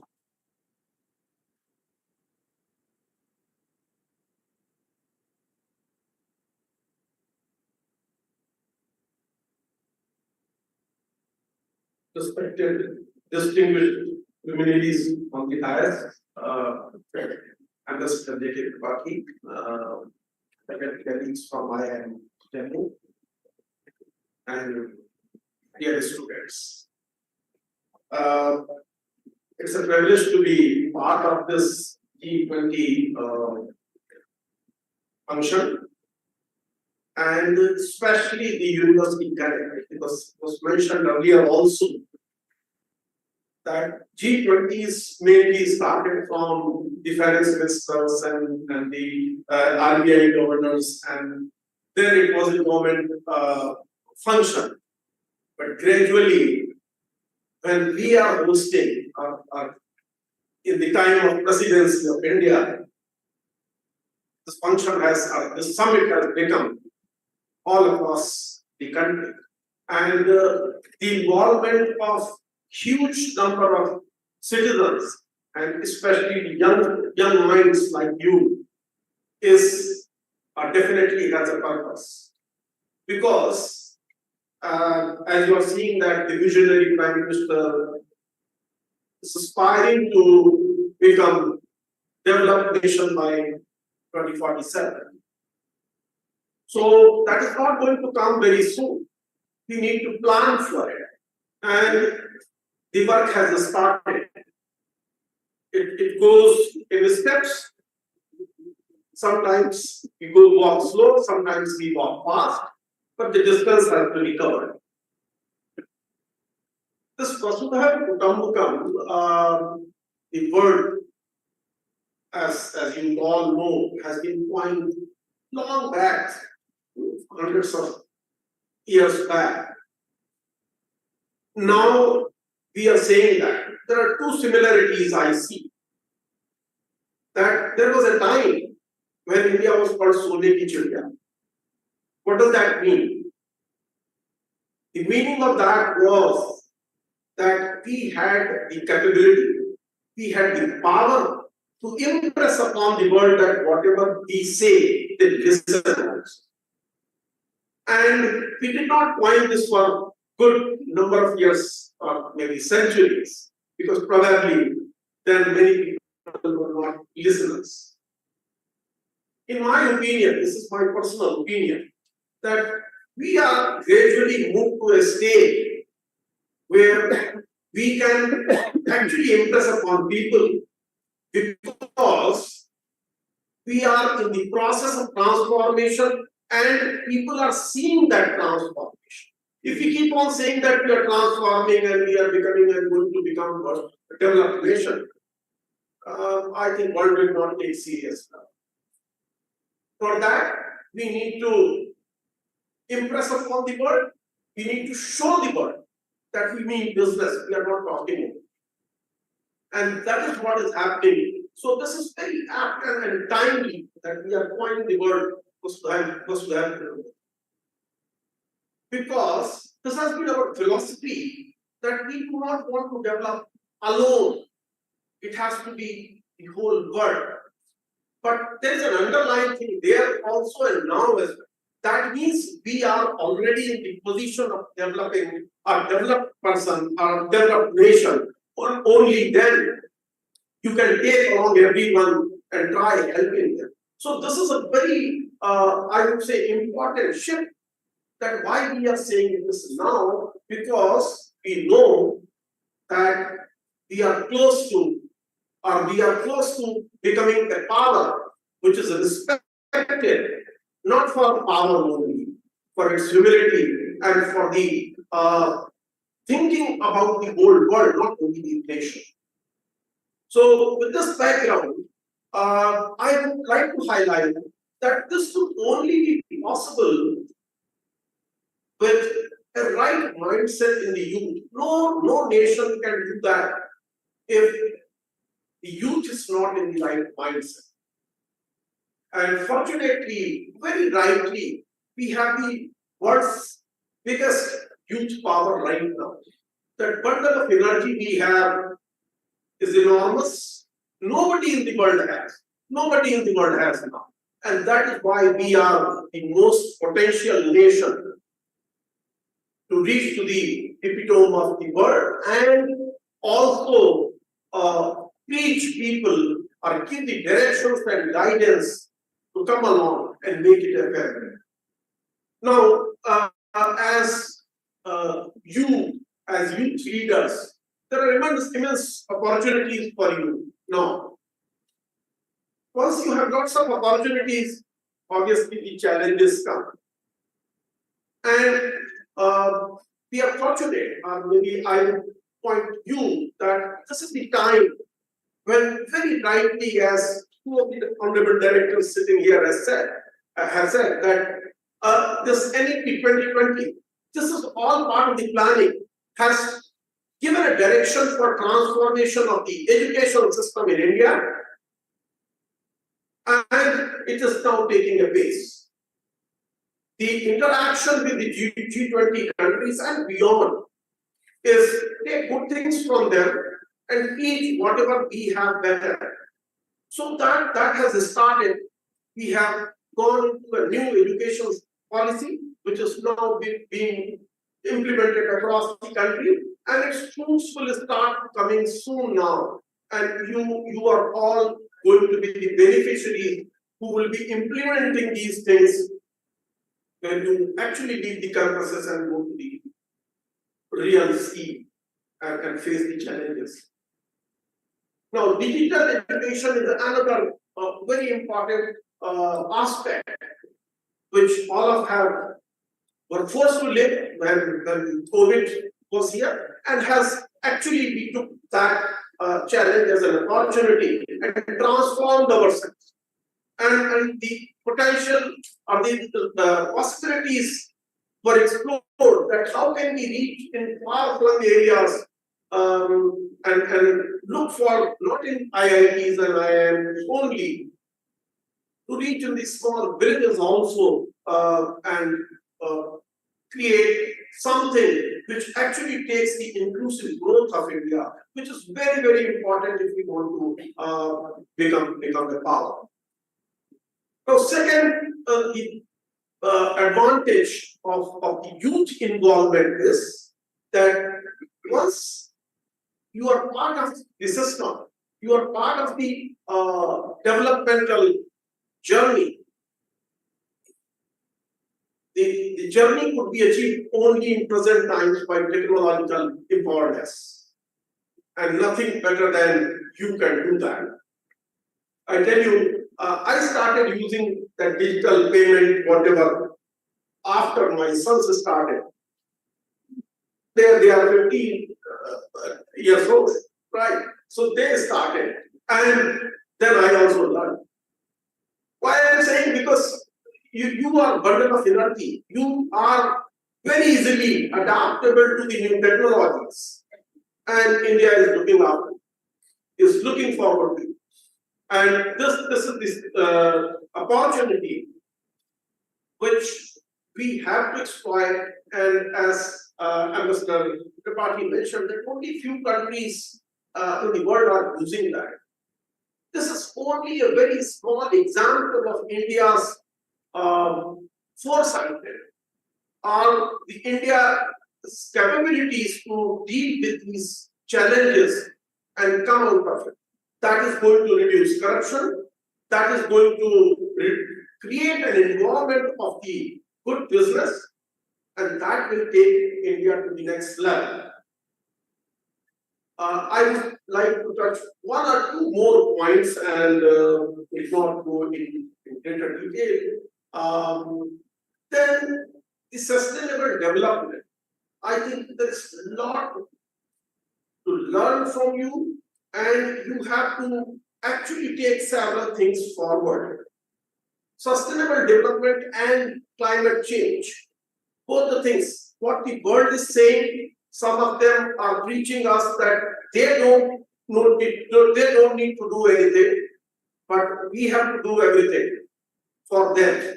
But you are the ambassadors. The climate change and the sustainable development, it is not going to be transformed only by rules. How it can be done that the young minds, when they start practicing it, maybe it should go to the schools. If you start teaching the ill effects of it, how can we handle it properly? I think the job is going to be very easy. There is no need for any leader or political leader saying whatever in any part of the world. We have to start this hitting the minds of the young generation, especially from these schools and to your age.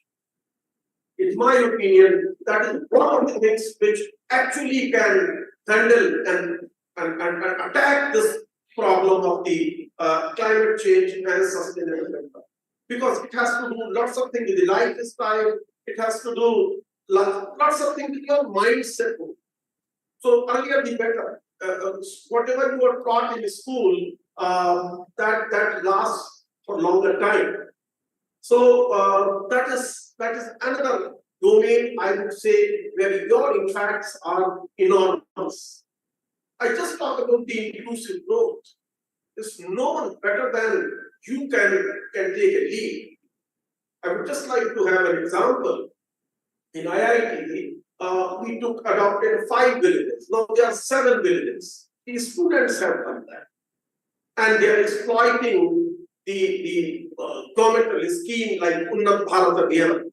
We are deeply involved in right now with the 7 villages. When I say we, that means you, that is these students. And they are not only reaching to them, they are talking to the people. Many of the you are aware that they are not, many of them are not educated. They don't know what are the possibilities, the schemes of the governments which can take benefit of. It is not the job of the government to reach every person of 140 million crores people. So it is our responsibility. They are reaching out to these, it's a small experiment, but working very well. They are reaching out to these, to the villages, trying to understand their need, listening them that what they know, what they do not, and then they are creating local solutions for them. That has already started giving fruits, that their lifestyle is changing because of the employment generation with the help of these students, even education of their child. So these are the things which I think no one else, no government, no bureaucracy or no administrative system can achieve. But with just igniting your minds to transform the India to entirely a new scale. Thank you very much. Thanks.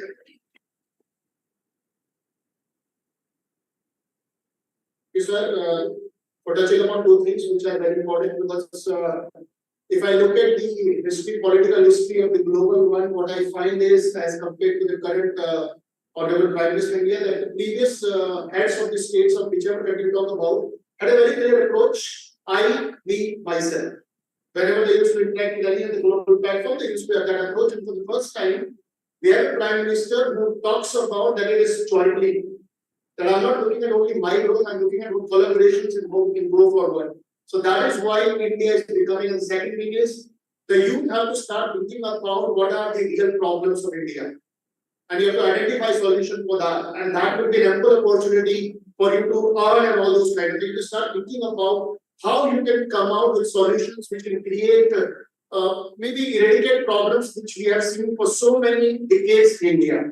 Right, going forward, I'll invite the not last but not the least speaker of the day, Professor R.K. Samatra, Director Research, SPH. Sir, please go ahead.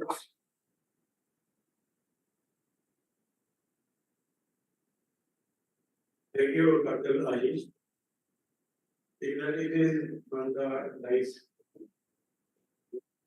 Vice Chancellor, Cluster University, Dr. Pachal, Dr. A.M. Jammu, Dr. I.M. Sahesa, Dean Academics, Ali, and today's chief guest, Dr. Tripathi of the Govt and Investor. Attending members, not present, Dr. RIS, representative, Dr. Supriya Sinha, and the faculty members and the students, very good afternoon to all.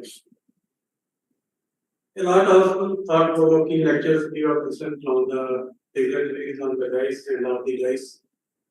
I will not take much of time in going through all that, but when I was going through this document for the G20 region, a lot of opportunities, a lot of responsibilities rather have been put forth on the agriculture. Under the 13 Sherpa track, we are at number 1 in the list. And among this, again, financial track, if we go through financial track, that comprises of 8 groups. And if we go through all these 21 tracks, working group tracks, we are involved somewhere with all the tracks. Let us start with our tourism. We are towards the developing agriculture tourism, horticulture tourism, we are involved in that. If we talk of finance, we are contributing 80% in our GDP, Indian GDP. Yes, we are very well placed over here also. And not only this, the whole of the health point of view, I would like to hear it at good time, no nutritional values, and our 45 varieties that are playing good role in maintaining good health also. Out of the 140 crore. We have been interested in the job of today's agriculture is not that agriculture. What it means? It means we are interested in the job of providing food to the 140 crores of the population. Not only this, if we see to our agriculture saga, post-independence saga, in 1950s, we were from ship to boat. It means we were importing farmers to trade. But now the time is there that we are not feeding only 140 crores of our population, but 306 heads, cattle heads are also here already feed to the camels. And if you see agriculture, it means it represents the 4 F's. That is food, feed, fiber, and the forest products. And the resources are limited. We have to utilize that resources in natural or the artificial forms. Again, a question. If these resources are to be maintained in this way, that sustain our agriculture growth in there, so that we may feed our ever-growing population. No, the point of concern is again here. That our population is increasing at faster rate, at the rate of 2%. But our food grade production is increasing at the rate of only 1.2%. Thanks to our very strong agriculture policies that we have achieved the green revolution, white revolution, and blue revolution, and we are moving ahead with so many other revolutions in the field of agriculture, like yellow and the other ones. And we are hopeful of it. A lot of talk we have done about the various features of G20 this summit, about the pre-conference and the Sherpa tax and the other tax, financial tax. But if we go through critical, what it means? It means we have very high opportunities, very much opportunities in agriculture sector. We have a lot of vast scope, that is why we are number 1 in the Sherpa tax. It means we have enough opportunities for the startups. Our think tanks, our new people are the think tanks. And recently your team has been part of their think tank. And the point of concern is this, that though the population is increasing at fast rates, food grade production is increasing at low rates, but it is clubbed with the recent climate change. Again, there is a need to again and again summarize or standardize or take care of the technologies which are already in the field, but now we have to reevaluate our technologies in the ways so that we can survive for that individual. And our job is in the field itself. What it means, we are more prone to climate changes, and more we are trusted with the job of green government also. It means we have another role to play in that way also. That agriculture has to play a big role in green government. Number of times we are seeing that during rainy seasons, we are playing a bigger role in plantations so that we may regain our afforestation in our country. We may lead towards the green environment technology side. Thank you, sir. With this remarks, I would like to conclude that we have been interested with value additions. A lot of scope is there in agriculture in value addition. If we talk about, if we talk about any further millers nowadays, further millers have a lot of scope. No people have got to know about the nutraceutical values are out there, and that has to play a bigger role. Just we go only one product if we can variably diversify in millers, that is cookies. A lot of scope is there. Each and every household needs that for day and morning, and the options after involved in that role.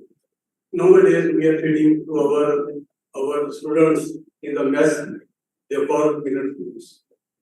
One of our own graduate student has started his own startup, and we call millet foods. So, if we talk of that honeybee, there is a lot of scope in that. Honeybee is the first client which was coined metal coin. It was with the engravingness of this honeybee, because it has been engraved in the previous also. It has no expiry date, and that is why. Not only this, so many opportunities in agriculture, we can explore them, and so nice of you. Thank you very much for my patience, hearing and listening. And here I will try to tell you that now we are at number 1 in many of the clubs, number 2 in so many clubs. In vegetable production, we are at number 2 of the China. In person, we are proceeding as one of our targets. In IFT, we are captured, but surely we will be proceeding ahead to meet the deficit we are suffering from there. Thank you so much, Dr. Ati, and the whole of his team, Dr. Ashish, Dr. Sai, Dr. Mustafa, for patience in listening and taking to me. Thank you so much. Thank you. Thank you very much, sir. You have pointed out a very right thing in India that if you want to talk about any opportunity growth and everything, we cannot ignore the core of India, which are the farmers and agriculture. We have to look at that sector and how we can grow that biggest chunk of India in terms of economic growth. That would be something which will be a challenge for all the students. We have grown a challenge for all the students right now, that they have to think about what kind of models they can think and how they can make the livelihood of the farmers increase, and as Prime Minister is saying that you have to make it double and all those kind of things. So which can become a reality going forward. We have time for some questions right now. So please, the forum is open for questions, please. Any questions? Yeah, we can have the mic.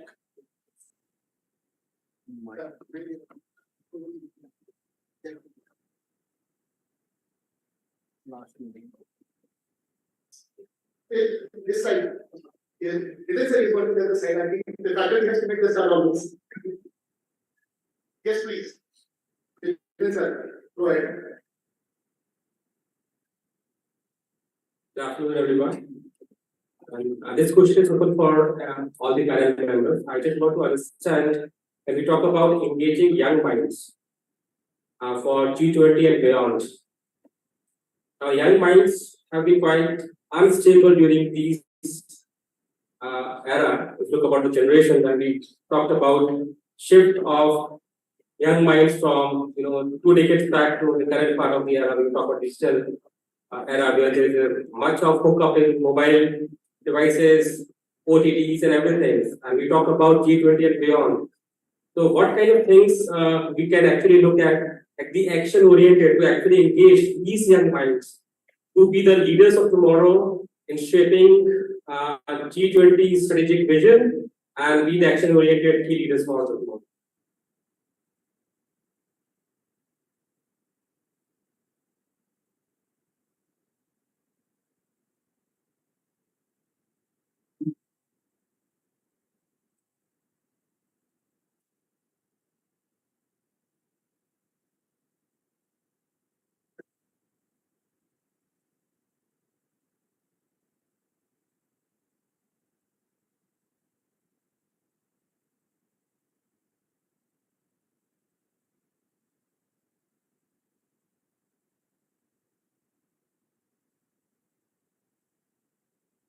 Actually, what I feel like, and what I have already experimented, the student at the very young age, why I say that at 8th, 9th, and 10th class, actually they need to be actually brought into the main platform, actually to give them an opportunity to see actually what are the opportunity in their life to work. Like I was giving an example that I used to invite students of this 8th, 9th, and 10th class in Delhi, in automobile center actually. So they used to spend 2 months with me. And then we used to give them a small project, not the research project sort of thing. That they study what are different schemes are there in our hospital where general masses can be benefited, where the poor people can be benefited. And they used to make a project of that actually, and then when they used to submit this project along with their application abroad, in US especially, and they know they have been selected in medical schools, not one actually, 4 or 5 schools are there. Similarly, what I am looking for that our institutions like IIT, IIM and others, not only 3 institutions, but other institutions also, they have to adopt some schools at the rural areas, at the semi-urban areas actually. We must adopt them. We must try to ask them to spend time in their institutions, try to understand the environment, how they can be benefited. Because what I have observed that the people at the last milestone, the last corner, they don't get an opportunity. They don't have an opportunity to compete at the national level. So maybe it is our responsibility to groom them, to guide them, to mentor them, how they can be actually brought to that level so that they can compete at the national level. So there are enough opportunity and ways are there actually how we can teach young developers, especially the young minds. So they need a proper guidance, mentorship. I think our school also, in our hostels also, every faculty has been given 3 to 4 students to mentor them. And actually 1:1 also. So the role of this mentorship by the faculty is that so they interact with them if they have any problem in their studies or any social maybe because of the stress. So it is immediately they bring this into our knowledge and we take corrective actions immediately. So this is being done actually.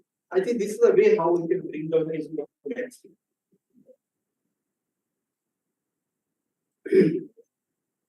In fact, if you are alone, then the chance of detraction is low. That's why these days people are talking of teamwork, peer growth, project learning. When you are in team, so that's why we all advocate that you form a complete team, composite team of different areas, people of different areas. It will give you an instinctive competition also. Of course, it will be a cooperative competition, but it will also give a sense of competition. So you will engage in a positive direction because you have to deliver there in the team. If you are alone, there is a chance. And I fully agree that these mobile, of course, because of all these, even then the things are moving in a very positive directions. Very good researches, very good things are coming up.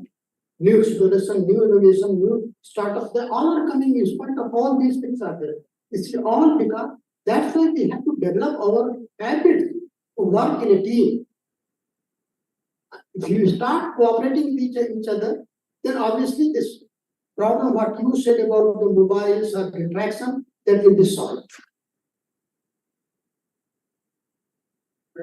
Yeah, thank you. David sir, we have to, like, we learn something to stay relevant, we have to teach the same thing to them going forward also.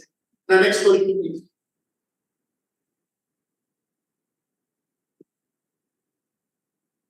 Good afternoon, dignitaries, dear colleagues and dear students. I'm Dr. Raksha, I'm from Jammu. My question is regarding innovations and research for the young minds. As aptly said by Dr. Shakti, that we are very fortunate that we have all the key institutions over here in Jammu, and there are many future perspectives for interinstitutional collaboration. So, would panelists like to comment from the student perspective, like what are the existing mentorship programs for the students going inter-institutionally and interinstitutionally, and what are the plans for future for them? I think all the time we are speaking, we would like to hear from the students and from you. That what type of arrangement should be made? Suggestions should come from you. Yeah, actually, Yeah. I talk about my medical students. So these young minds, they are very innovative, and if given opportunities, they may do excellent research also. Like for innovation, a medical student don't have any exposures for the IIT or engineering thing or for the management thing. So there should be some collaborative program where a mentor should be from IIT or from IIM who will mentor that innovative mind for his or her innovation. Like say, thank you. I was requesting AIMS director, and he has kindly agreed also that we have a healthcare center here. Now, we are having physician, lady doctor, GS doctor, but students might be having different type of problems.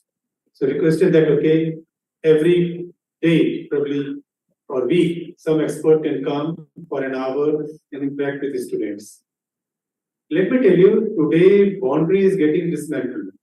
Whether you talk of medical science, whether you talk of engineering, whether you talk of management science, or you talk of sociology, you talk of any area for that matter. Medical science today is pure technology, high tech. Doctor say he wants to do operation, set the parameters and just start watching that what is happening. Both patient is also happy, doctor is also happy, both of them are watching what is happening. Fine. So this medication or operation has gone to that level now. Fine. Similarly, if suppose my students are here, and I keep telling to students that you have the capability, you can do, don't come with the problem to me.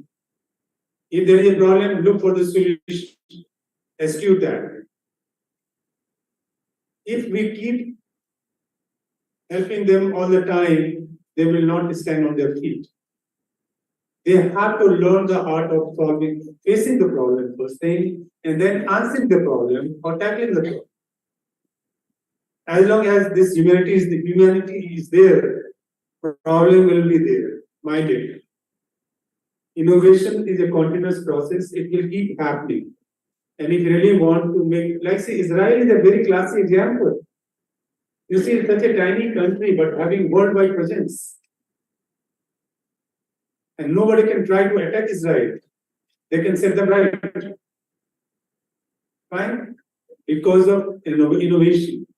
Similarly, all students, suppose if you want to have a quantum jump, that will come from innovation.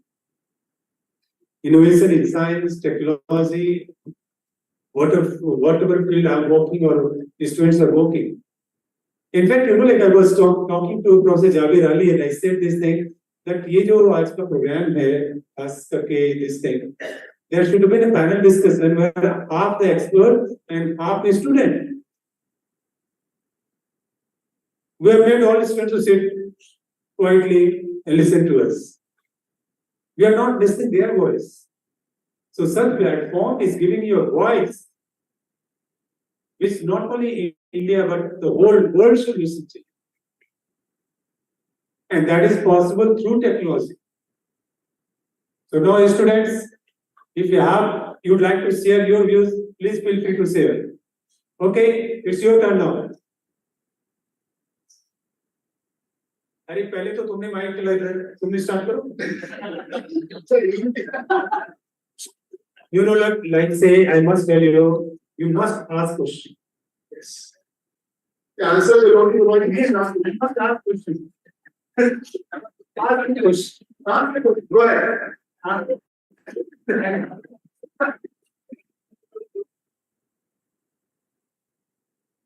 No, one thing, very small thing I want to add about the innovations. These days people are talking of innovation.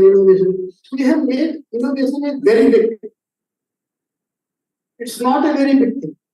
I'll just give you one example. Navratra ये शिवरात्रि इसमें क्या चल रहा, सावन month है, जलाभिषेक करते हैं. जलाभिषेक करने में मैं आपको एक सच्ची घटना बता रहा हूँ कैसे इनोवेशंस होते हैं. ये आपके आइडियाज के हैं, कोई जरूरी नहीं कि इंटरेक्शन मैटर से. यदि आपके पास प्रॉब्लम है तो आप सोल्यूशन ढूंढेंगे. पंडित जी ने कहा कि आपको जो जलाभिषेक है उसके 500 बेल पत्र पर राम राम लिखना है चंदन के दस्त से. 500 पर एक में 3 पत्ते होते हैं, 1500 राम लिखने में कितना समय लगेगा. Big problem. लेकिन देखिए किसके दिमाग में ये पैदा हुआ. I was talking to my student, इसमें क्या सर कोई प्रॉब्लम नहीं, हम 5 मिनट में हो जाएगा. कैसे? वो राम गया बाजार में, उसमें क्या सर बाजार में एक स्टैम्प मिलता है, इसमें लिखा है राम, और वो पेस्ट बनाया, उसमें लगाया, उस पत्ते को शेष से लगा करके रखा गया. उस छोटा सा स्टैम्प राम बनाने का या कोई मेंटरशिप की जरूरत थी, कोई कोलैबोरेटिव प्रोग्राम की जरूरत थी. आपको प्रॉब्लम आइडेंटिफाई कर, you have to identify the problems. We have lot of problem around us. Every day, day-to-day life, we never mind it. We have become so comfortable. हम प्रॉब्लम को देखते नहीं. If you start looking into the problem, your problem will be solved by yourself itself. खुद बनाना. जाके ये कहाँ से आया? किसी ने कहा, किसी के दिमाग में आया, सब मार्केट में मिल रहा है, वो 50 रुपए बेच करके वो पैसा कमा लिया, एक 50 रुपए स्टार्टअप हो गया. So don't make this innovation very big thing. ऐसा नहीं, बहुत बड़ी चीज है. इसमें IIT, IIM एंड यूनिवर्सिटी ठीक है, यदि होता है वेल एंड गुड, होना भी चाहिए. I fully agree with that. But you have to first identify the problem.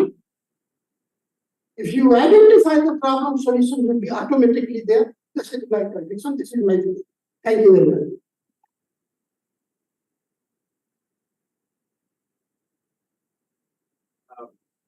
Just like to add what she was asking, and it's probably you were asking for the ecosystem we should be providing for such things, right?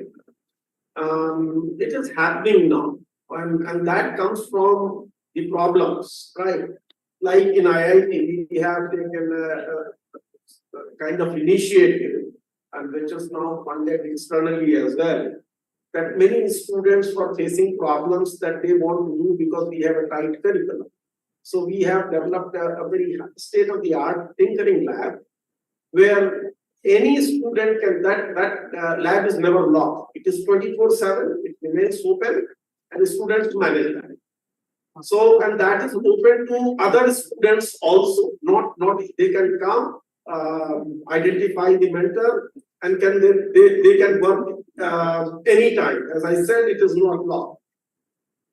And many of these school children have created very good products in that lab. School children, I am saying, in our lab. And obviously our students are working quite a lot.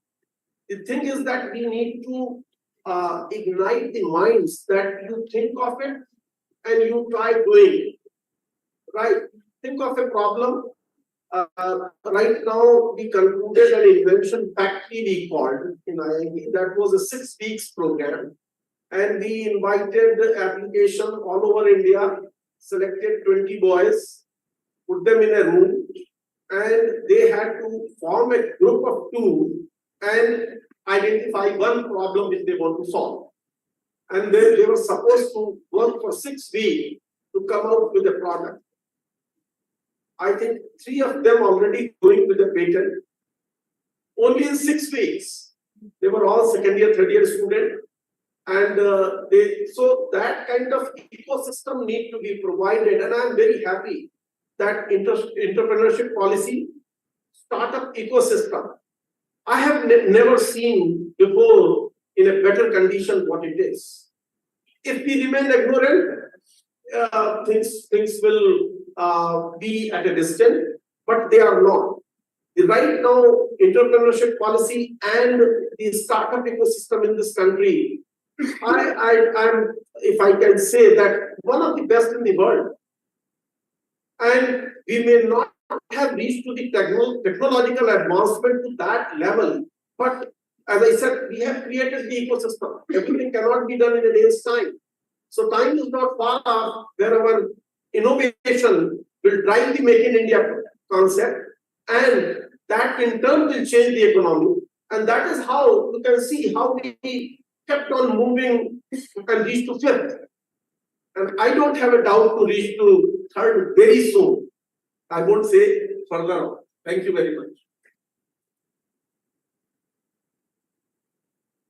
Just I want to share that soon we are going to commission our